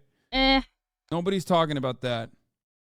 About how at the top of the hour there's a 3-minute ad break, and if you no longer want to see those ads, all you need to do is subscribe for $5 or for free with the Twitch Prime. Okay. Time to take over the top of the hour ad break and make it yours. And you could do that by getting gifted a sub as well. If you're lucky, here's a 3-minute ad break now. Nation didn't want that and declared independence. The United States, a country halfway around the world, said too bad. By the US State Department's own admission, the resulting war killed some 20,000 Filipino combatants and over 200,000 civilians, with some estimates going as high as 1 million people. The US military was brutal, engaging in scorched earth tactics and forcing tens of thousands into concentration camps where thousands of civilians died in unspeakable conditions. Once again, all this because the US saw something it wanted and chose not to recognize the rights and desires of the people who lived there. Let's fast forward a little bit. Less than 50 years after the massacre in the Philippines, another island nation was ready to surrender to the Allied powers. At the very end of World War II, Japan was thoroughly beaten. But even though the Allies were just beginning to celebrate victory, the United States had already set its sights on a new geopolitical and economic rival. The Soviet Union had grown from a pre-industrial backwater to the second most powerful nation on Earth in less than 50 years, and the US didn't want them to get any ideas. So on the 6th and 9th of August 1945, the United States dropped nuclear bombs on the Japanese cities of Hiroshima and Nagasaki, vaporizing over 200,000 civilians. There are those who attempt to justify the bombing, saying that it saved countless lives by ending the war. But this is another dude, American arguments that justify American actions are so funny. It's always like, you don't understand, the firebombing was far worse. And it's like, dog, what do you mean? Okay, well, who was doing the firebombing? No, the way they justified it in school is saying that the Japanese would have never given up fighting because it's like in their culture. De-escalation. It was a de-escalatory bombing campaign. Okay, it's always for an honest, earnest, good thing. Okay, America doesn't simply just show off its cool toys as a flex to its potential future foreign adversaries, right? Like, that would never happen. Is misguided at best and an outright lie at worst. Japan was ready to surrender. This is an established fact. But perhaps more damning than that is the fact that Hiroshima and Nagasaki were chosen not because they were military targets, but because they were population centers. And what better way to scare a geopolitical rival than to say, we're willing to kill this many civilians in an instant to get what we want? The United States remains the only nation on Earth to have used nuclear weapons against other human beings. And we did it twice, on civilians, on purpose.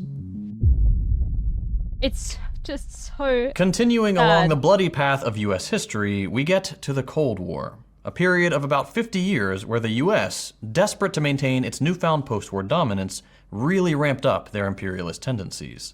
According to a report by the New York Times, the United States launched at least 81 overt or covert interventions between 1946 and 2000. Latin America was of particular interest, and saw regime change projects in Nicaragua, Honduras, Panama, Mexico, and the Dominican Republic. Then you had the 1953 CIA-backed coup in Iran, which deposed the left-leaning, democratically elected President Mossadegh and reinstalled the despotic Shah. Okay, but they also, not to toot my own horn here, but they also impacted the bottom line of British Petroleum. I don't know if you know this, but those were our oil refineries.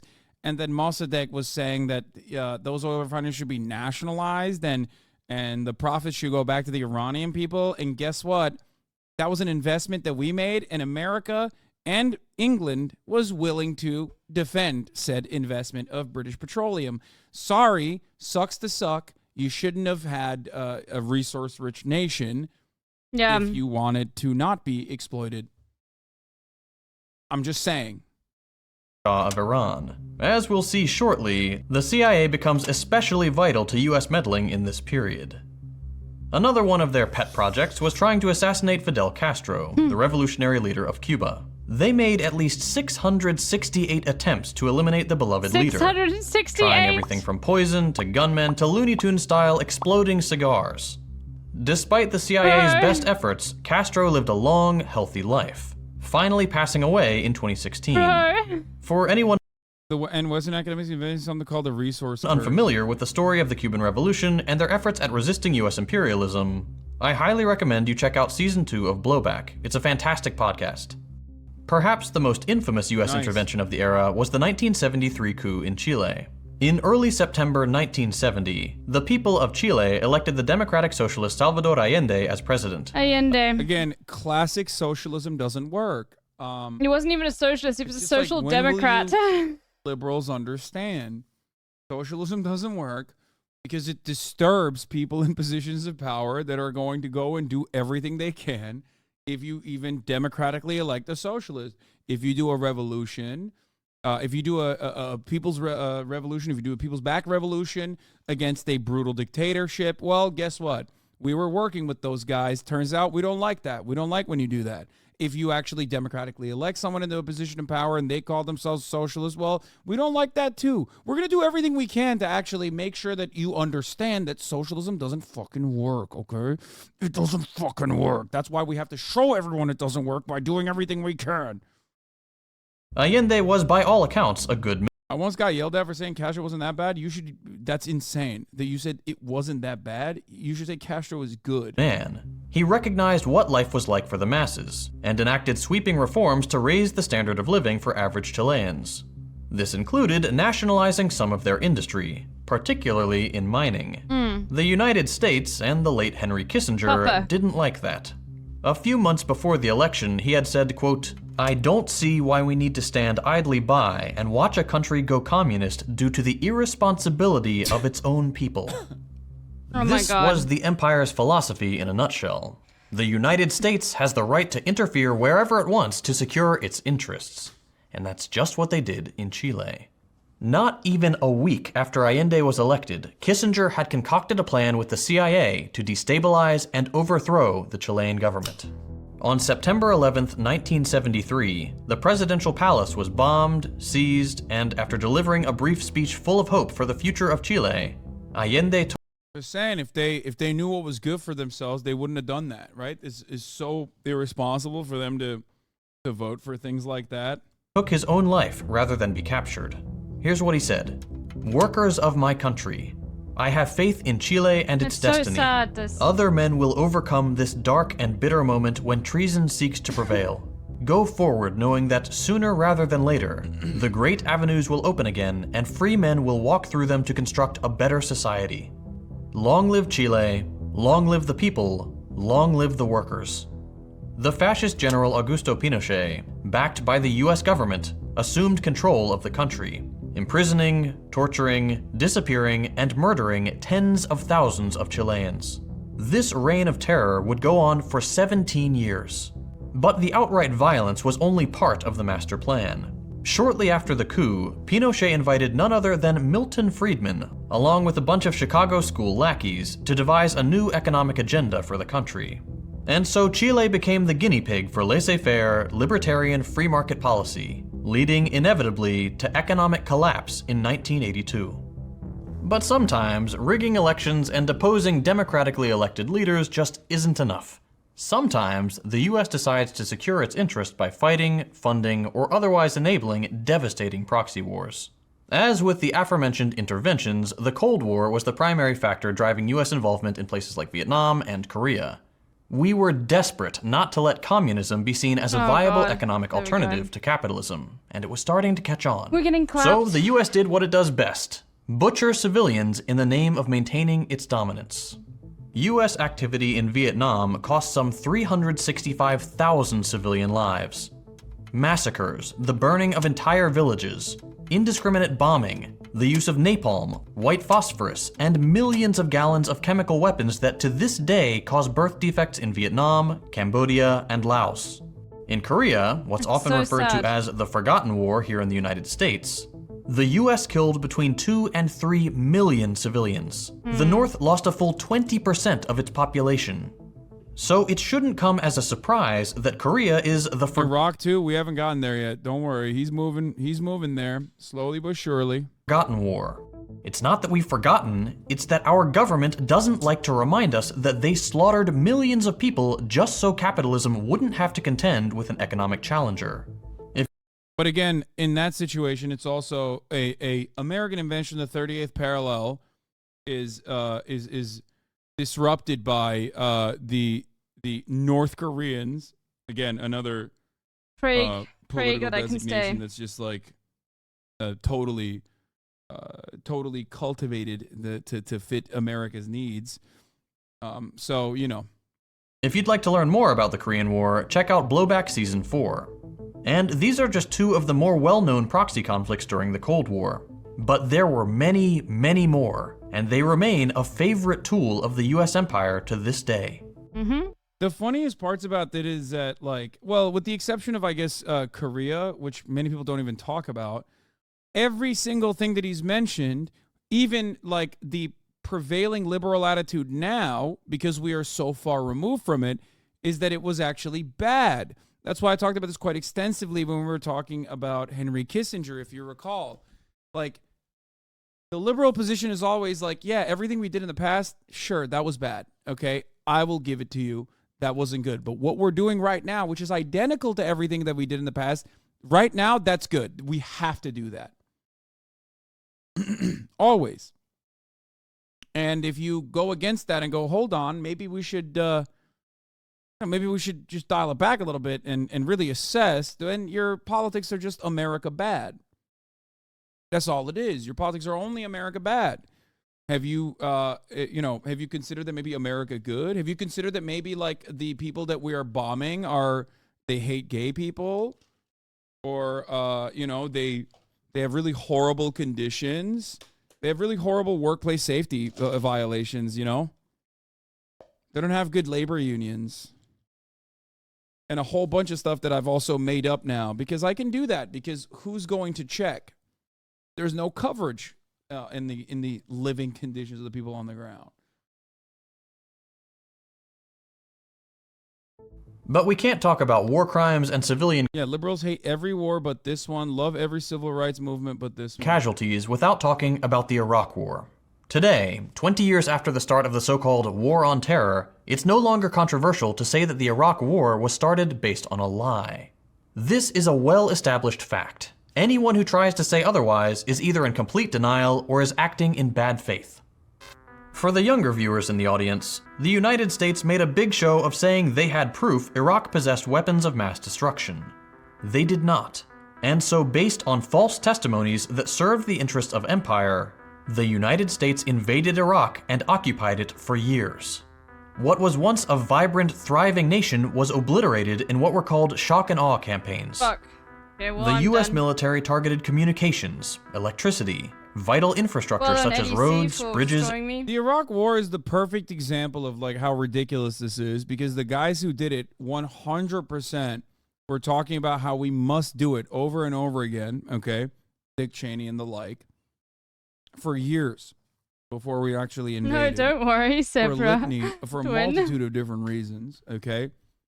And like still to this Zebra day, the defense of it at the time and still to this day, from the reasonable foreign policy blob, was that, well, you know, Saddam's actions against the Kurds in the country were unimaginable. They were really horrifying, and there's truth to that, for the record, right?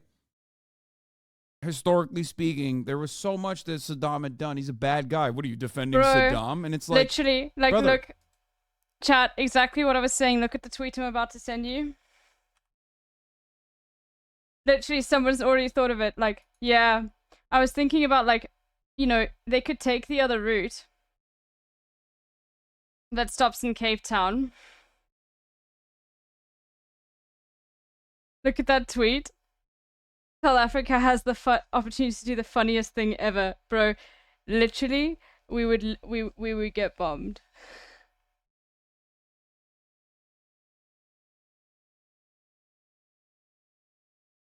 Holy moly, dude. Say that America's illegal invasion and occupation of Iraq is infinitely worse than what Saddam could have ever done to Iraq?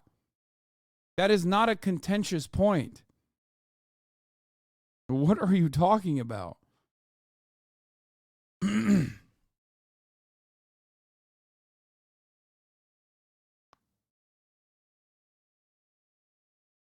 This is the problem. Why were libs so anti-Iraq war at the time? Was it just Bush? I don't get it. Yes. There was still the remaining factions of like anti-war liberalism that were anti-Bush. And Barack Obama's administration absolutely destroyed that. Because Obama came in on an anti-Iraq war slant and then did the surge. And when you do that, and this is something I talk about all the time, liberals calcify the reactionary agenda. Liberals normalize the reactionary agenda. Okay? People yell when George W. Bush, a reactionary Republican, is engaging in war, and then a liberal comes in. Nobody was anti-war Iraq war at the time. It was like 90% support at the beginning. That is also, I mean, this reply. What you're describing is not dissimilar to the origins of the anti-Israel's genocide of Palestinians. Okay? I hope you understand that. There were still absolutely, and you're saying for the record I was anti-war at the time, there were still absolutely voices and protests all the time, all over. They were just not getting coverage. There was no consideration for it. Every single person that actually stood against the invasion of Iraq were considered anti-American, terror lovers, terrorist supporters. I mean, that's it. Yeah.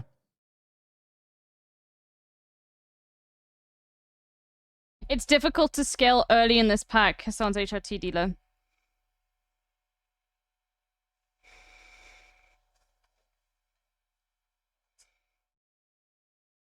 Anyway, something to remember is that, yes, there were still voices that were anti-Iraq war, and they were yelled at in almost the same exact ways that people are yelled at now. Okay? But one thing I will say, however, is that there absolutely was a faction of like diehard Democratic Party voters, right, that were unironically anti-war. Like there was a faction of liberalism that still was anti-war, right? And very quickly, the anti-Iraq war momentum grew, which, as you also are correctly pointing out here, because there was a faction of anti-war liberalism still. Okay? But you know what was the biggest burden and the biggest death strike to the anti-war liberalism movement? Barack Obama. That's how it works. Every single thing that Trump did as it pertains to foreign policy, Joe Biden has basically championed and continued. I mean, come on. Do you have load shedding tomorrow?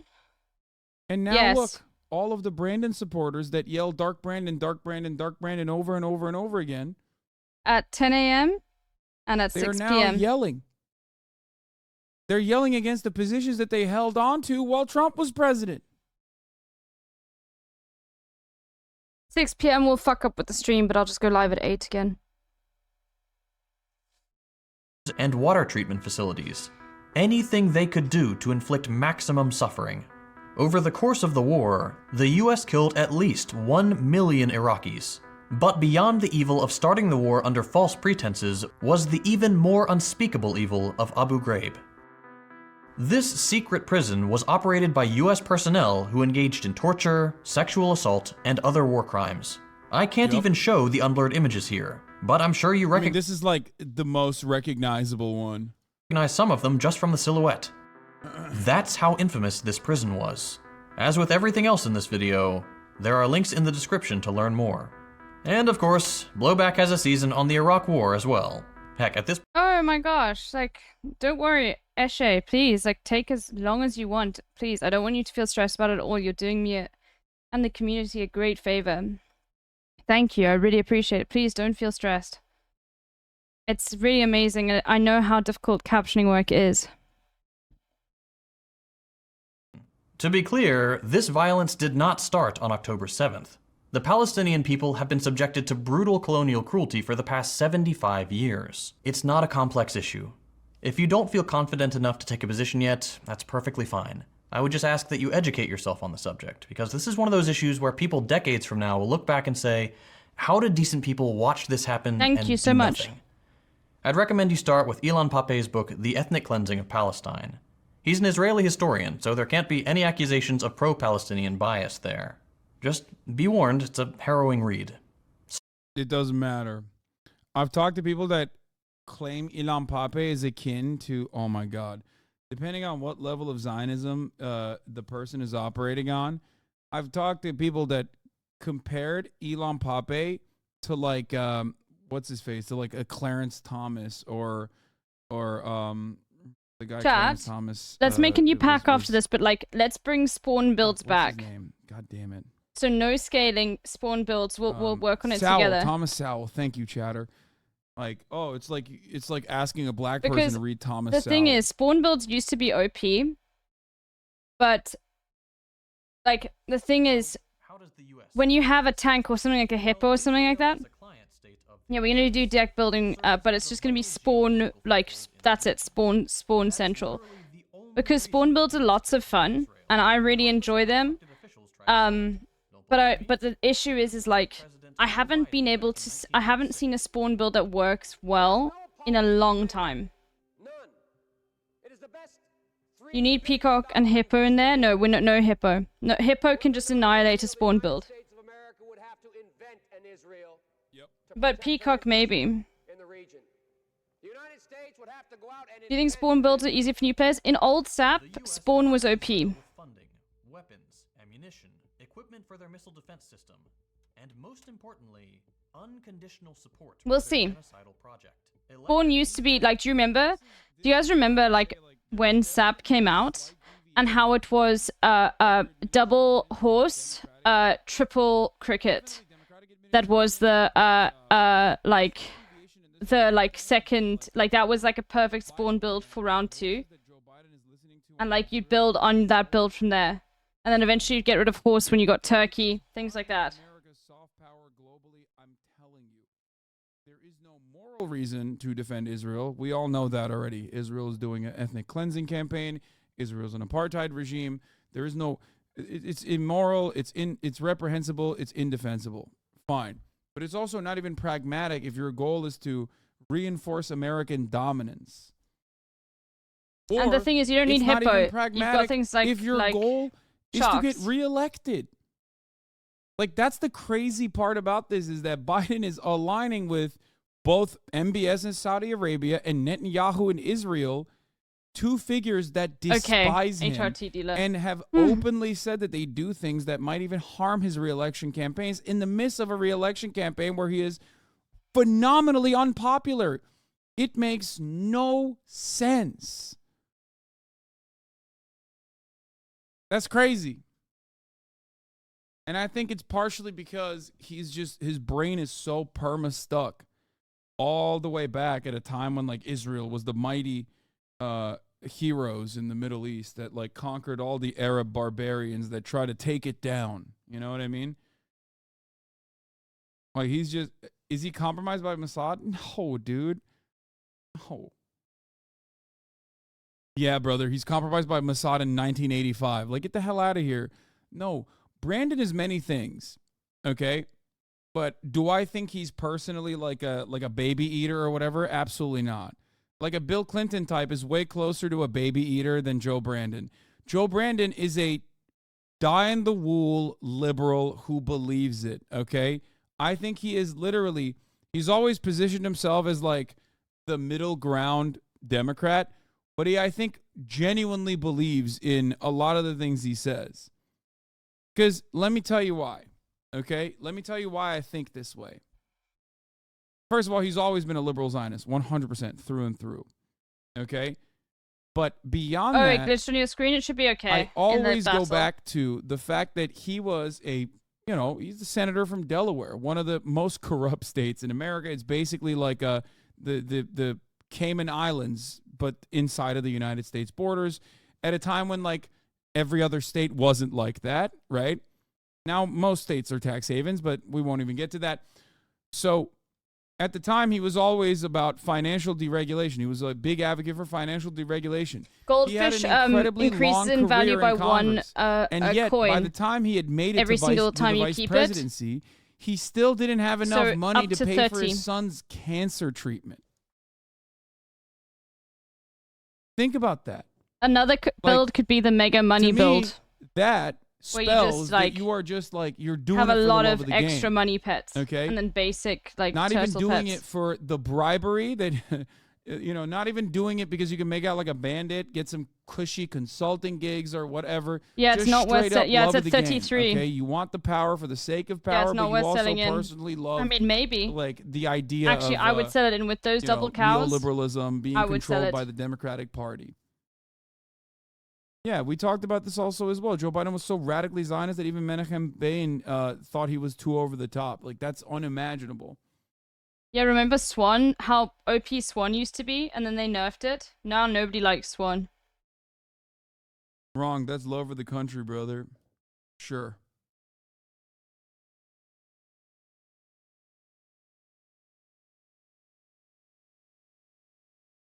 It's just, it is really interesting that,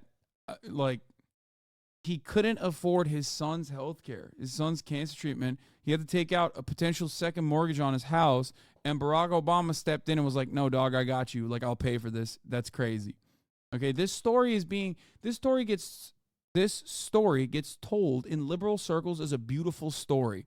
When I hear it, it's like zapping my brain with cancer directly, because Well I'm done. like, how do you not see how insane this is that you have two people that had the opportunity to push for Who more won? comprehensive Sorry, I didn't coverage notice who it was. and didn't move it across the finish line for a multitude of different reasons. And Joe Biden himself personally, years later, ran against a popular candidate that was pushing for Medicare for all, an expansion on Medicare coverage. Okay, spawn builds. Cricket. Also, You? why is he so bad with money is the second question. It's because he, weirdly enough, I don't think is quote unquote compromised in the same way that like a Bill Okay. Clinton type is, or even a Barack Obama type. Yeah, we'll get is, there. We'll right? get there. Groundhog. Elected officials are very nearly unanimous in their defense of the apartheid regime, including one-time progressive champion Bernie Sanders. I gotta pee. US media uncritically repeats Israeli propaganda 24/7, despite all of it being debunked, including by intergovernmental bodies like the UN and humanitarian groups like Doctors Without Borders. Just And a I few think weeks ago, the we'll UN see. voted on a resolution to demand an immediate ceasefire. Of the 193 member states, only 10 voted against just the gonna resolution, add, among them the United States.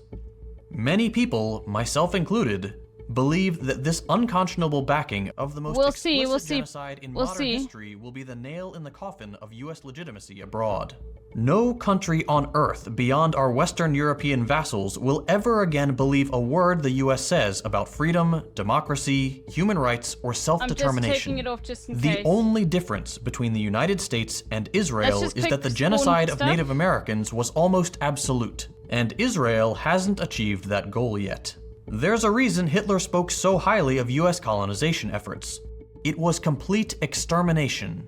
And I guarantee you the same arguments we're hearing today from defenders of the Israeli genocide of Palestinians were used to justify the atrocities committed in North America. Just about everyone agrees that what the European colonizers did to the Native Americans was wrong. And now a couple hundred years later, we're doing land acknowledgements and pretending it was always unanimous that the genocide was bad. The same thing is happening with the genocide in Palestine. As with everything else, I've left a bunch of resources on this issue in the description. Yep. Well, that was grim. It's always hard making these videos. The answer is yes, we are the bad guys, but you don't have to be. Okay, that should be your takeaway. Okay, that's from this. good. I think for this one, we're gonna go back. Is We're gonna that go back. While Don't America worry, are the bad guys, we're just you gonna have click the choice and the decision on all like to the be on spawn right things. side of history. Okay. Okay. And then we're going to go back with you food can and do everything. that. Okay. We all have that power. I personally believe that I do that every day. Okay, and plenty of you in this community also do that every day. This does not mean that you hate Americans. This does not mean that you hate America as a concept. That's why I live here. This is something I mention all the time. I used to mention it way more frequently. Okay, people love saying, Hassan, you fucking hate America. And it's like, listen, I'm profoundly fortunate. Okay, I'm so goddamn fortunate that I had an affluent beginning so I could actually come to America with ease. And even then, there was still a lot of hardships associated with that in comparison to a person who was just simply born here. I chose to be here. Okay, I worked to be here. Many of you that are in America didn't. Okay, We'll see. This is This before could we go even crazy, talk especially about with the Royal so Flycatcher. many people who work infinitely harder than myself to get here. Okay, infinitely. So whenever people say, "Oh, dude, like you hate America, it's just America bad. Why don't you fucking leave?" And it's like, I hear this so frequently. I hear this from Republicans all the time, and I still hear it nonstop. But I now hear it from liberals too. But they try to, sauce it up in an intellectual way, I guess. And the issue is, it's because I like America, and it's because I see the potential of America that I want to try and do my very best, as it is my moral duty, to make sure that America at least dials it back as best as I possibly can push for. That's it. Okay? When I advocate for universal health care, it's not because I want America to destroy itself. When I advocate for free college education, it's not because I hate America. It's because I want Americans to have a life of meaning, a life of dignity. Okay? I want the real American dream that was promised to people. That's it. And I know we have the wealth, we have the finances to make it work.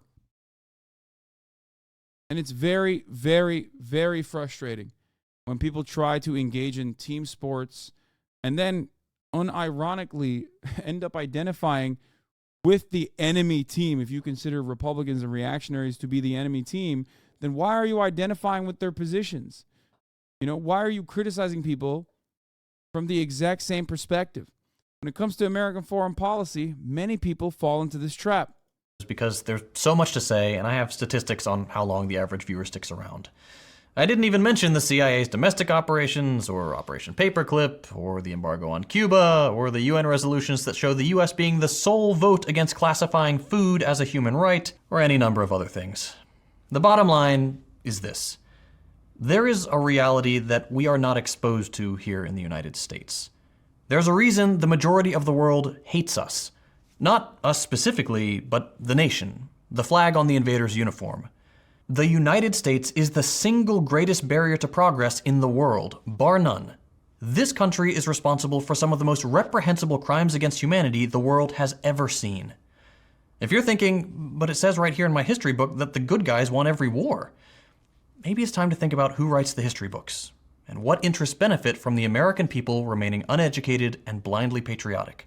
You and I may be good people, but as the United States of America, yeah, we're the bad guys.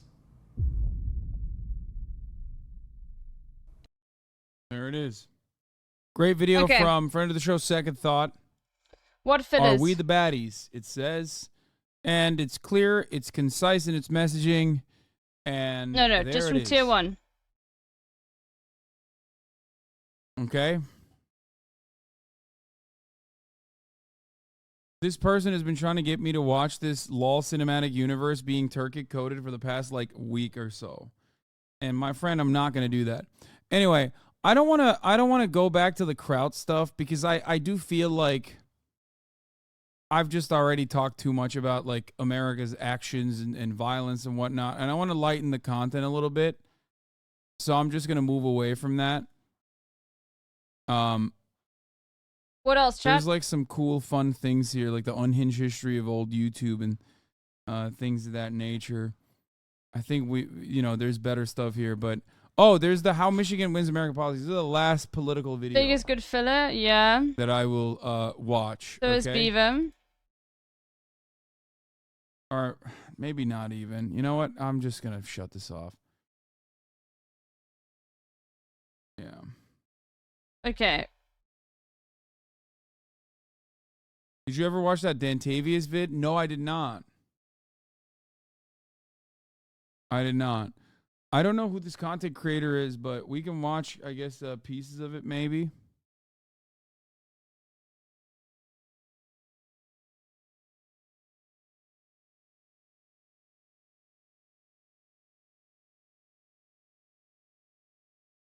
I don't know what the search function Dave Chappelle's kid makes you look Sulaz for. made a video with you in it. Wait, Dave Chappelle's kid is like aged to make YouTube videos?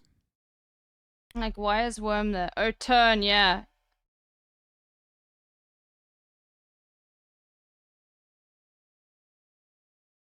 Well, that's 10 out of 10. A chronically online girl For the explains last 2 years. Vlog Squad and why it ended. No, I don't care about this. Watched a coup vid by Ordinary Things. I think Ordinary Things also put a video of mine or put me in one of his videos. And I don't know what I don't know where it is. Yeah, and I think it was found a weird negative. English dub of that year Or hair just show. a joke. Skipped to the 2 minutes in because the accent choice for the American Eagle is insane. Cake, yeah. Oh my god. Damn, that's actually you Anomalous got me. Hollis. You absolutely Anomalous destroyed me. Hollis. And for that, you must be destroyed. No, please, Moby Knight. You probably should get a week off, actually. I might go back and put a week off for you. Yeah, I think I'm going to improve. I'm going to increase it to a week. Yeah, no offline chatting for you, Moby Knight ass. Yeah, Moby Knight ruin.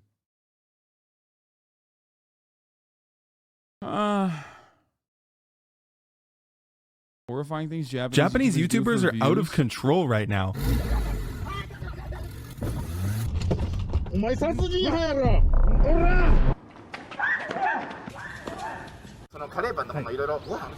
What the hell is going on? Here's something I've learned about Japan. They Well love done, being 5 Anomalous years late Hollis. to the party. Dude, Japanese YouTubers I'm just really busy clipping it. are also incredibly funny in a way where, like, a lot of what they do goes so completely against like Japanese Actually, I'll do this. culture. Like the entire principle behind just like being a YouTuber that is a nuisance in public is just like so inherently anti everything that like Japanese people like and fuck with. So like half of the pranks that they do is literally just like running around and yelling at the top of the hour. There's a 3-minute ad break. And it's just like people look at that and go, what are you talking about? We're already subscribed. The entire island is subscribed for $5 or for free. Okay. Even with the conversion. And we even gift subs sometimes to no longer see those ads and let others no longer see ads at the top of the hour. That's what we do in Japan. That's what is so crazy about everything. The passage of time is swift and cruel. Yeah, I hit that so smooth. Like, that was crazy. No, all jokes aside, what I was talking about is like very real. Like there's this phenomenon I encounter all the time. They love going nutty mode and yelling at like the Shibuya train station or whatever. And it's like people don't even pay attention to what they're doing because they're just like, this is awkward and cringe. Please stop. Take Tinder as an example. By the end of 2013, everyone was using it here. But Japan didn't really start swiping until 2018. The same thing happened with YouTube. Our first big YouTubers blew up in 2008 and 2009, but no Japanese YouTubers hit a Bueller Man, thank you for the 50 gift subs, allowing 50 people in a launch million at until the top of the hour. 2014. So if my theory is correct, Japanese YouTube is currently experiencing what we experienced in 2018. I'm Ethan Bradbury. How would your children react if there was a house fire? Get in! Get in the car, bro! Guys coming back. Dude, this Japan analysis video seems awesome. I am not familiar with this channel, but we should definitely pin it and also go check out their other videos as well. Chatters. So far, so good. 49 seconds in, and I'm already invested. Incredibly invested. Joey Salad here. Today, we're going to be doing the phone. Remember when this guy went further and further reactionary and would do like, you know, Trump car in the hood gone wrong, and all of his pranks were fake from the jump, and then famously won. Oh my god, yeah, that is effort. Ordinary Things shat on you in his 2023 review. Wait, really? Show it to me. I want to see. I like Ordinary Things' content.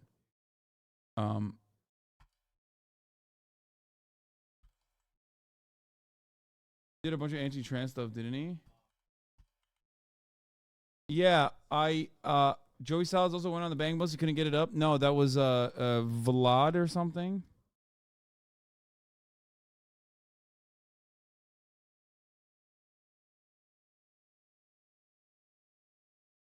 But anyway, Joey Salads also ran for Joey Salads also ran for Congress, failed, and famously pissed in his own mouth. Something to consider. Destroying prank. I hate you. All right, let's see what they're up to. This is outdoors YouTuber Hadaruko, whose content is normally something like this. Just being lumped in with an offhanded remark about just how every idiot can talk about the news alongside other commentators. Yeah, I thought it was just like him making a joke about himself as well. I saw like a clip from his video where it was like every dumbass can like say whatever he wants about whatever he wants online, and then he literally makes fun of himself in the next moment. He makes fun of me and then makes fun of himself in the next moment. Yeah, I think it was a joke. Someone posted on OK Buddy. Okay, let's see. But for this video, last one. he was Let's just gonna do chill, let's eat just a do some pizza, cow and for answer those that are viewer struggling. questions in a completely safe part of the woods until. Oh, I'm assuming this is happening when like bear attacks are popping off in Japan too, right?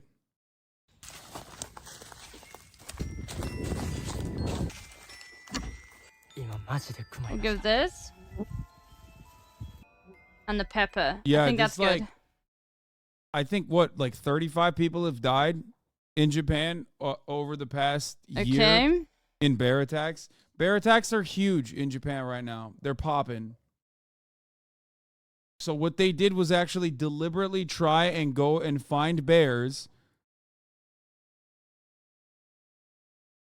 Why do I know this about Japan? Because I follow like weird accounts of Americans that live in Japan that cover what's going on in Japan in English, because I am an otaku. They decide to. Look, yeah, between April and November 2023, there were 212 victims of bear attacks, including 6 deaths. Akita Prefecture recorded the highest number of victims at 70. In November, 28 bear attacks occurred in 14 prefectures in Japan, involving 30 victims. Bear attacks are popping off in Japan. To hide in the car, but all of a sudden, don't forget to like and subscribe. What? And then he says, I almost died. You'll have to come back tomorrow for part 2.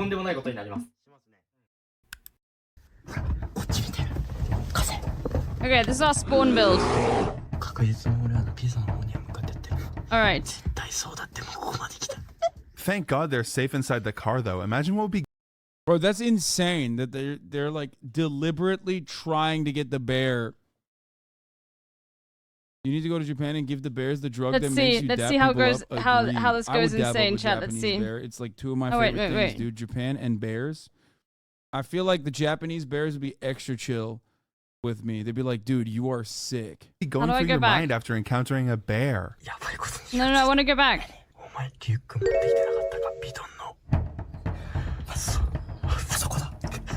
How do I go back? Yeah, now he cares.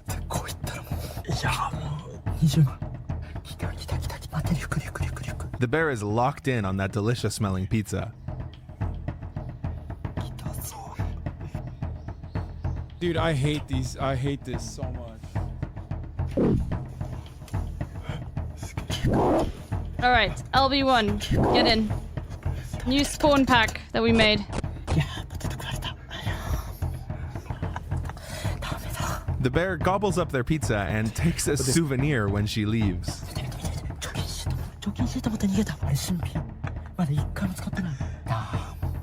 All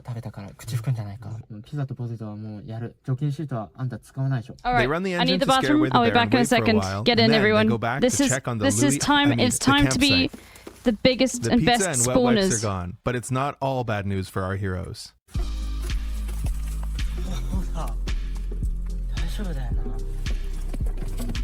God Seriously damn it. though, if I wish the bears destroyed that bag and pooped in it. I encountered a bear, I'd be shitting my pants. These guys have some nerves, huh? And to catch it all on video, what a lucky event. Oh, sorry, let me skip past another subscribe screen. But yeah, it's lucky he was filming. I mean, that could have gone so much worse, but instead he got some amazing footage. And look what it did to his channel. 12 million views in a month. That's more than triple any month he had before. Wow. Some people were skeptical though. There was one very weird coincidence. This forest they were filming in, there was a bear sighting in this exact spot 24 hours prior. There were 4 big warning signs up.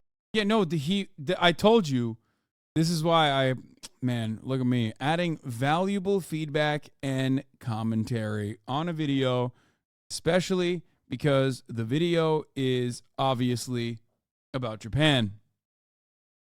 He 100% went there deliberately because he wanted to take advantage of the trends in Japan about bear attacks. Are people in Japan not taught how to deal with bears? Seems like a lot of deaths for a place with a lot of bears. I don't think that I don't know actually what the difference is, but like there's probably plenty of fucking bear attacks in America too. Up, which I guess he didn't notice. And that's not the only part of the story that people thought smelled a bit fishy. Bro, he went to a place where there were bears being spotted, and personally brought food deliberately into the middle of that space, knowing full well the bears are gonna go there. But hold on, let's not jump to conclusions. It's not like he's the kind of YouTuber who will do anything to find a bear. He goes on a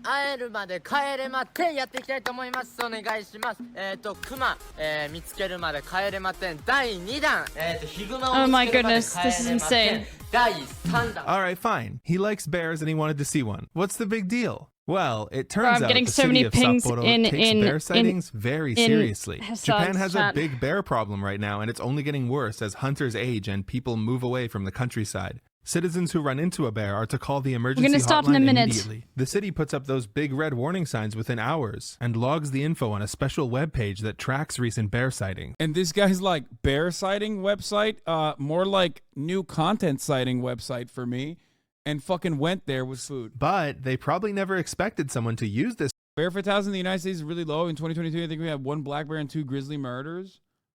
That's kind of crazy. I am shocked. I wonder why the Japanese bear attacks are much higher. Maybe because it's like smaller area, higher population density. People go out into the woods to walk around, and then like there isn't exactly. They just said the hunter are aging out.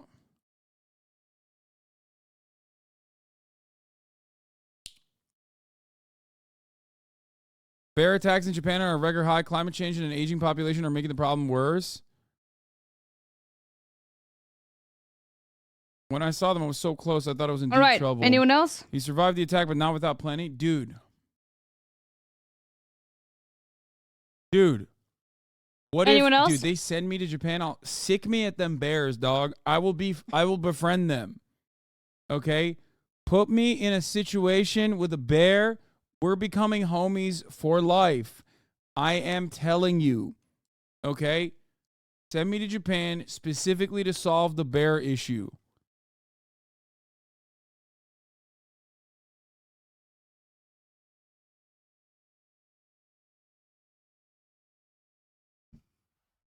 This kind of shit happened in America. Not only the government would not give enough of a shit to warn people. Yes, I have. A deluge of yahoos with guns with Russia And he thinks he could beat a panda bear. It's insane.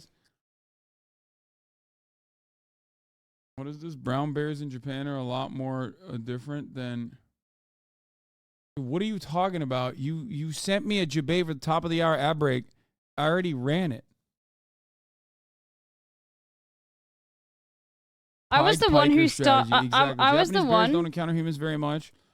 So if they see us, they're not scared. I and was we'll the fuck one who people up. started NA bears are pussies the, because we do so much shit to them that they learn not to fuck with us. Who started the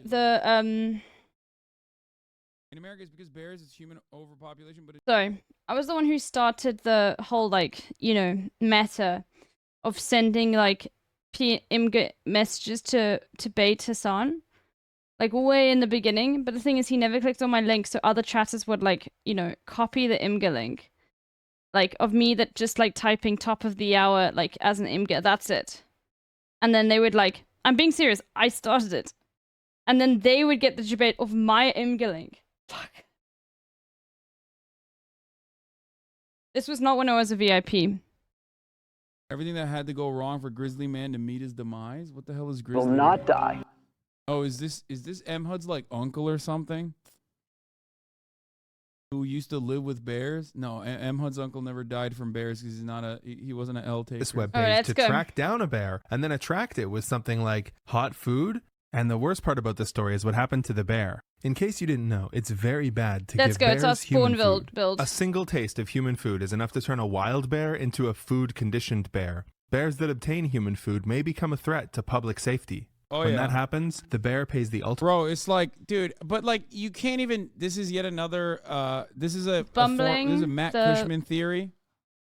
Okay. Square sardines. The idea that bears are guys is a Matt Cushman theory, which I 100% align with, 100% agree with. It's the best theory that he's ever had.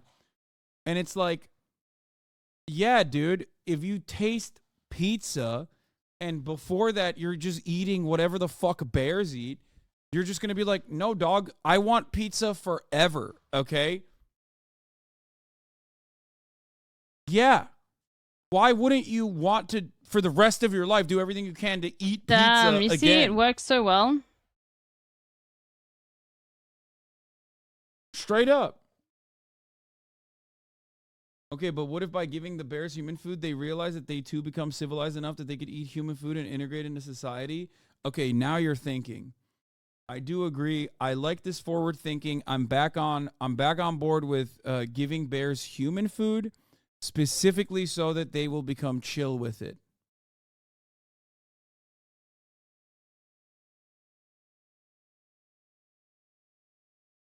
Okay. The Grizzly Man documentary is a Herzog dog. Dude literally thought he was besties with all the bears and would routinely go to Alaska to visit the bears he had befriended. I disavow. Okay, bro. Spoiler alert. You literally ruined it. He stayed in Alaska past the date allowed since bears get particularly vicious in the winter and got fucking mauled to death. Excuse me.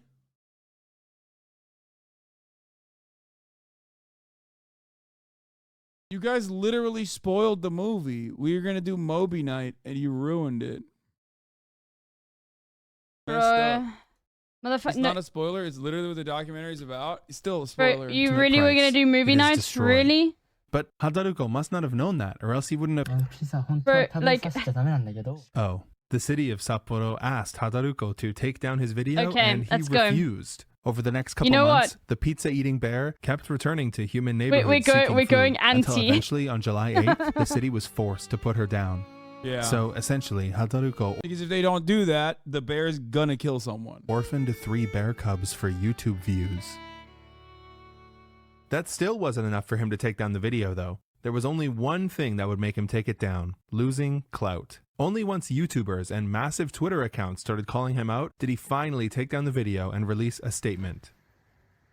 You know, it's just universal, honestly. It's just that, like, every person, including myself, that makes internet content is just a ginormous piece of shit. I fucking despise it so much. I despise this industry. And here it is. Classic YouTube apology, I assume. 弁護士といろいろ話し合いをしてて。He basically spends the entire video denying that he did anything wrong. He says he had no idea about the bear sighting the day before and he did not intend to attract the bear. But I'm still getting owned. He says he did call 110 after the bear encounter, even though city officials say he didn't, and he says the city never told him to take the video down. He finishes by threatening legal action against people who defame him online. You could say the public's Yeah, except unfortunately, another incredible Japanese L is that as far as I understand it, and we've talked about this before, you can sue anyone in Japan for defamation, even if they are saying something correct about you. Fun fact, everybody, in Japan, you can get sued for defamation even if what you are saying is literally, objectively the truth.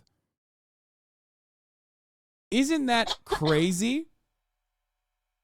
How insane is that? As in, if you are tarnishing someone's reputation, even if it is for good reason, you can still be sued successfully. No, that's the point of a defamation lawsuit. No, the difference there is that in Japan, it is not a legal defense. The truth, in America, we say, what's the truth? What's the answer to a defamation case? The truth, okay? In Japan, however, the truth does not matter. Like, one of the standards of defamation cases is that, yes, as long as the information is truthful, then it's not defamation. It needs to both be not truthful information, and you also, in America, need to be deliberately pushing this narrative with malicious intent, knowing full well that it's not actually truthful. Okay? In Japan, it doesn't matter if it is truthful or not. Bro, I just posted a banger and no one's gonna ever appreciate it, but it's okay. Ooh, okay. Response to this statement was unsatisfied. All the comments basically say the same thing. Bro, this isn't an apology. You're just making excuses. Okay, we and want... if that wasn't enough, he's now suing this other YouTuber who we exposed him. But See? he's still uploading twice There you go. a week, so this whole thing doesn't really seem to have affected him that much. You know what I learned from all of this? Making a viral video in a Japanese forest never ends well. Remember last time someone tried to do that? The worst part, the whole time he was wearing this stupid fucking hat. I feel like this was a stupid hat to wear. But you know what? And you won't believe this. There might be a worse video recorded in one of these hats. Uh-oh. This is Jukia, a massive Japanese YouTuber who does street interviews, but they're really, really creepy.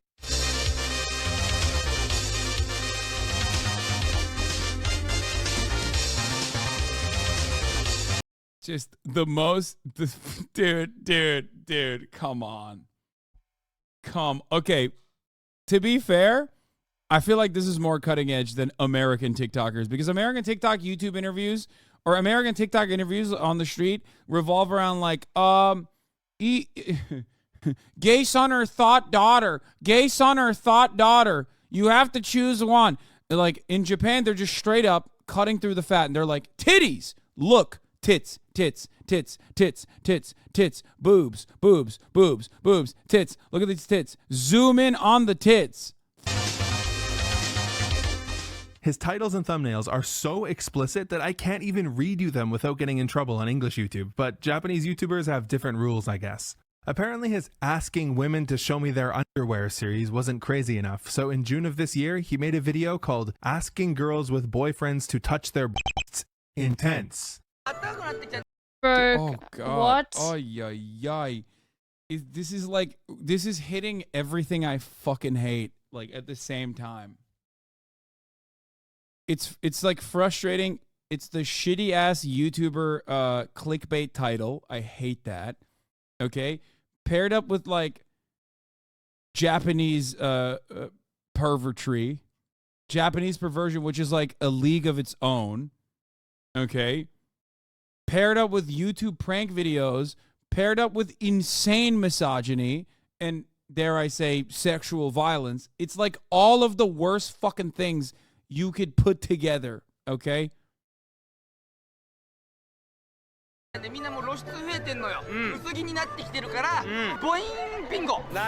the record, you said mommy makeout day or whatever, but like a lot of the stuff that people do in America, like the Joey Styles of the world, they're faking it. It's gross, but they're faking it at least.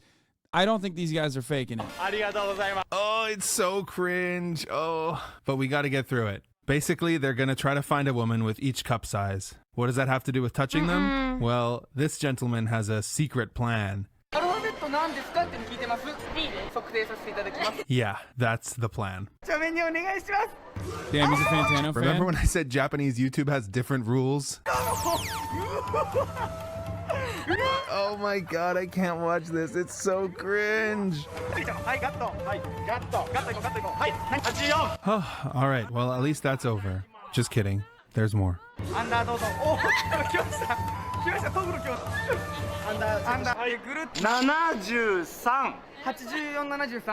Well, I mean, that is how you find the cup size. I mean, that's like, I think that is correct, right? Isn't that how you look at cup size? You look at like you look at your chest size, like your rib cage size, and then you look at the tit size, right? Isn't that how it is done? That's not the point of contention here, obviously. Like, that's not the point. I know that's not the point. This is still gross. I'm just saying, when he said just kidding, there's more, I think it was because he was like, it's weird that he's being like so matter of fact, this guy. It's weird that he's like not just hitting the one time. He's like, no, actually, we need to find out like what your number is and your cup size is, like, which is odd. If you thought they'd embarrassed her enough already, you're wrong. It's time to plug her measurements into an online calculator and accuse her of lying in front of millions of viewers. But hold on. She wasn't lying. As far as I can tell, I mean, I don't know anything about this. Before they can continue this madness, they gotta take a break to sign some autographs. Seriously, these guys are so famous, which is crazy because we haven't even gotten to the worst, most cringe part of the video. No. You know, the part that was played on the news. So they're back to their antics, and this time they've got a young couple. They realize they gotta deal with the boyfriend first before they can whip out the tape measure. Luckily, Buddy here knows exactly what to do. No!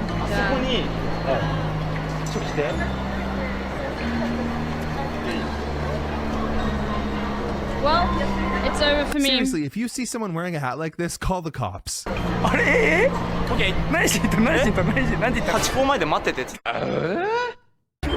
Sick. Brilliant, dude. Dude, this guy, brilliant, dude. This is like the premise to Metal Gear Solid. Like, this is how you do it. This is how Solid Snake went past everybody.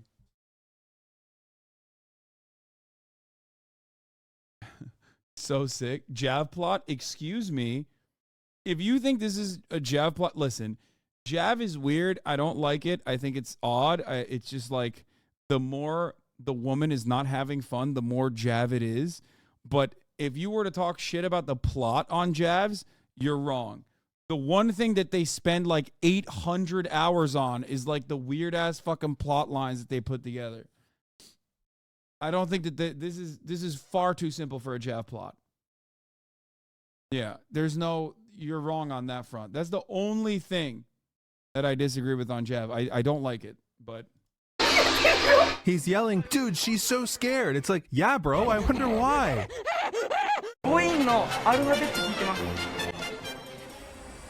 This was the last time anyone ever saw this woman. Now, after a while of uncomfortable hesitation, she finally answers. Jav is a Japanese adult video.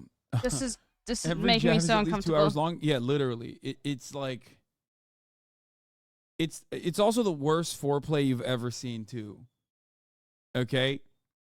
It's like how I imagine Bro, I had the sex cake for the first time in doesn't my work quite like how you think Like- it does. Oh shit. Oh no, I got it. I'll grab it. Filibuster Jones.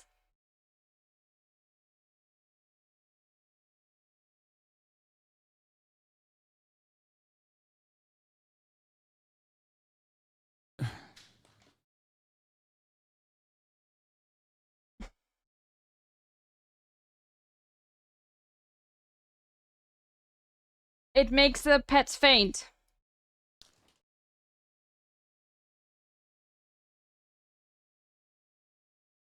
Listen. My timing is excellent always, okay? Always excellent.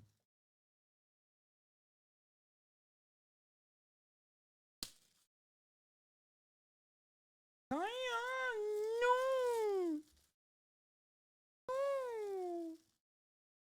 Are you wagging your tail?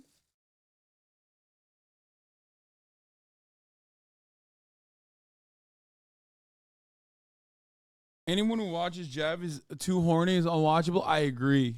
I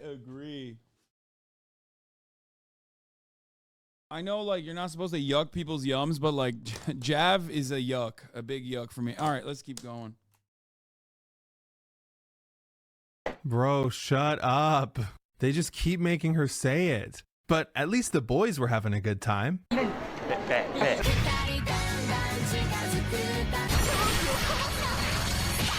No, come on, stop. You know she doesn't want you to. Oh my god. Yes, stand your ground. But what do you think they did next? She said, please don't. Thankfully, they realized that two men cornering a woman and demanding to measure her body was a little too creepy, and they back off. But not before confirming some vital information.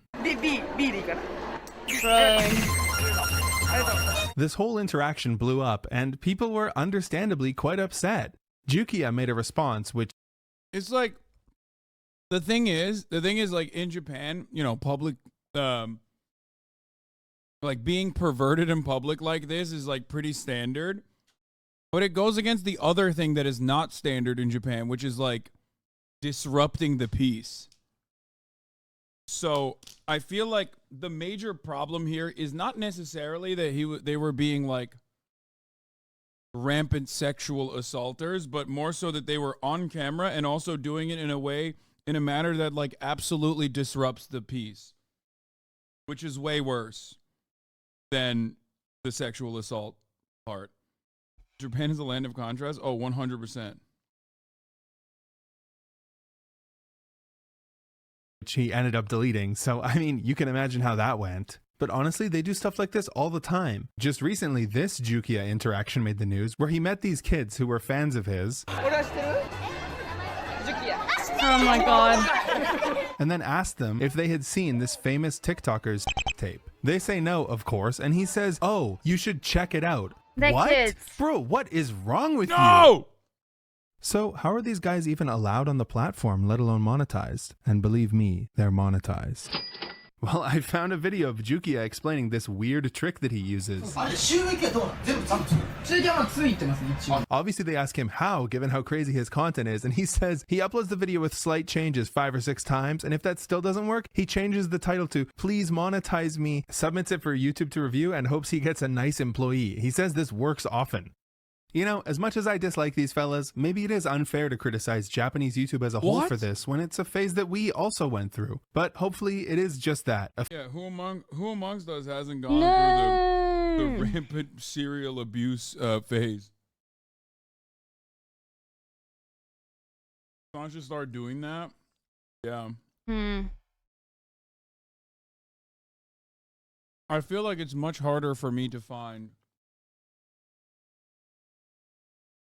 a favorable YouTube moderator. A phase, and they can get out of it soon. Something that helps is news organizations and celebrities calling out these influencers when they go too far. 命の危険を感じてたんですか？そうですね。ドキドキしてましたずっと。でも撮影はそうですね。矛盾点だなと思うのが、その命の危険を感じているのであれば撮影を続けるっていう行為が、いや怖いわ、回し続けるもんなのか。正直僕仕事を YouTuber としてやってるんで、染みついてたというか。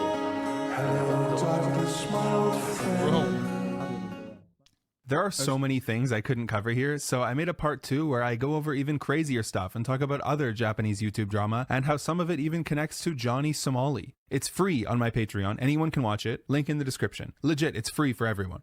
If you're one of the people who's been here since the start, or if you support me on Patreon or anything, awesome. Thank you.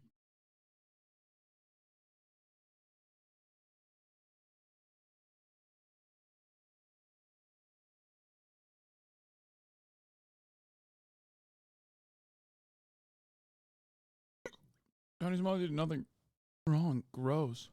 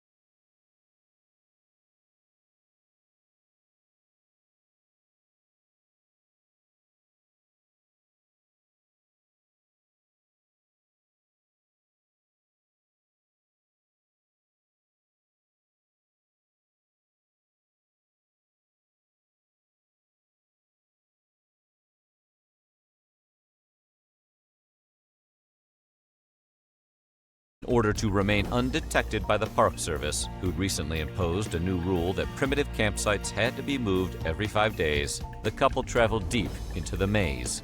Despite the fact that Treadwell had witnessed some alarming bear behavior. Let's keep it $150. I will not have the primary takeaway from this documentary or this summarization of Werner Herzog or whatever, which is supposed to be like, oh, don't fuck with bears, like they'll kill you. The only takeaway I have from this is that his vibes were off and the bears could smell him. The bears could smell his vibes were off. Normally,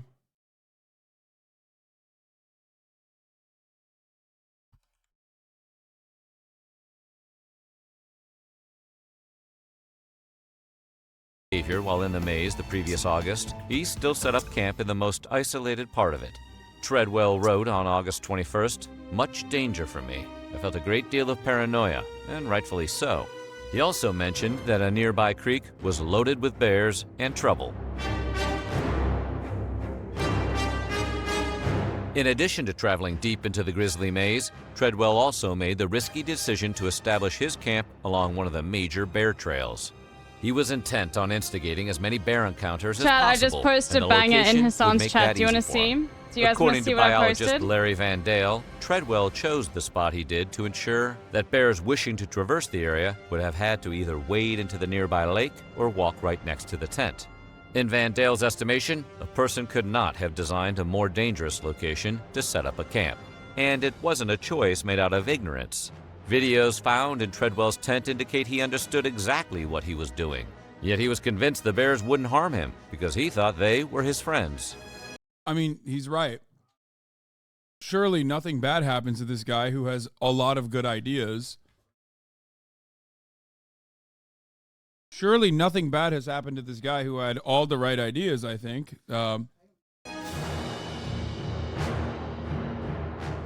Convinced he had nothing to fear, Treadwell ditched his bear spray and opted not to surround his camp with an electric fence. While there is no evidence pepper spray causes any long-term damage to bears, and other experts put electric fences around their camps, Treadwell felt these safety devices were unfair to the bears. Oh my He God. decided to go without. Treadwell's friends had routinely questioned his tactics throughout his career. They were worried he would wind up getting mauled, but he would just say, if it happens, it happens. To Larry Van Dale, it was the choice to forego any defensive methods or bear deterrence in the camp that sealed Treadwell and Huguenard's fate. In the summer of 2003, Treadwell wrote a letter to a friend in which I respect that. I'm worried there's going to be he observed TOS. that a few bears at his camp were more aggressive than usual. Some scientists now believe this behavior was caused by the lack of food that year. Salmon and berries were sparse due to a series of recent droughts.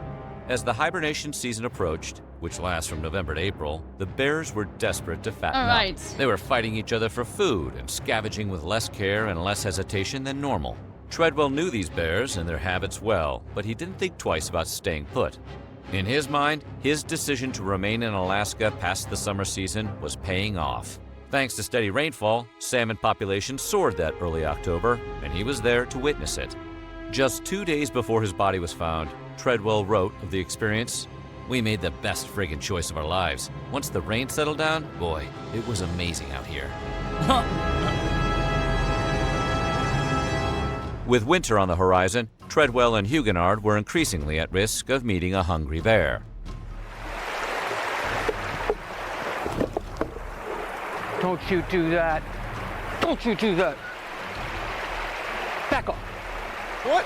Most of the bears were retreating further and further inland toward their mountainous dens to ride out the winter. But a few desperate stragglers and scavengers remained around Kaflia Bay. My Bill word. Sims, a hunting guide and pilot who knew Treadwell well, Do you have any idea what you're often going to warned his replace the friend about anti-spawn trying animals to with? enmesh himself We'll in bear see. communities while they prepared for We'll have a hibernation. look at it again. These bears just tolerate us, Sims would say. They've only got one thing in their mind, and that's to get as All much right. food in Well their done, bellies wannabe during the mailman. summer because they... I've got to go, guys. It's late.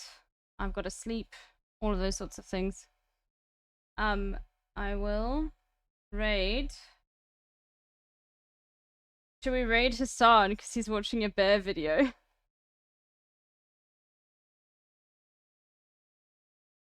Yeah, fuck it. Why not? Be like, the bears have arrived or something. I don't know. Whatever.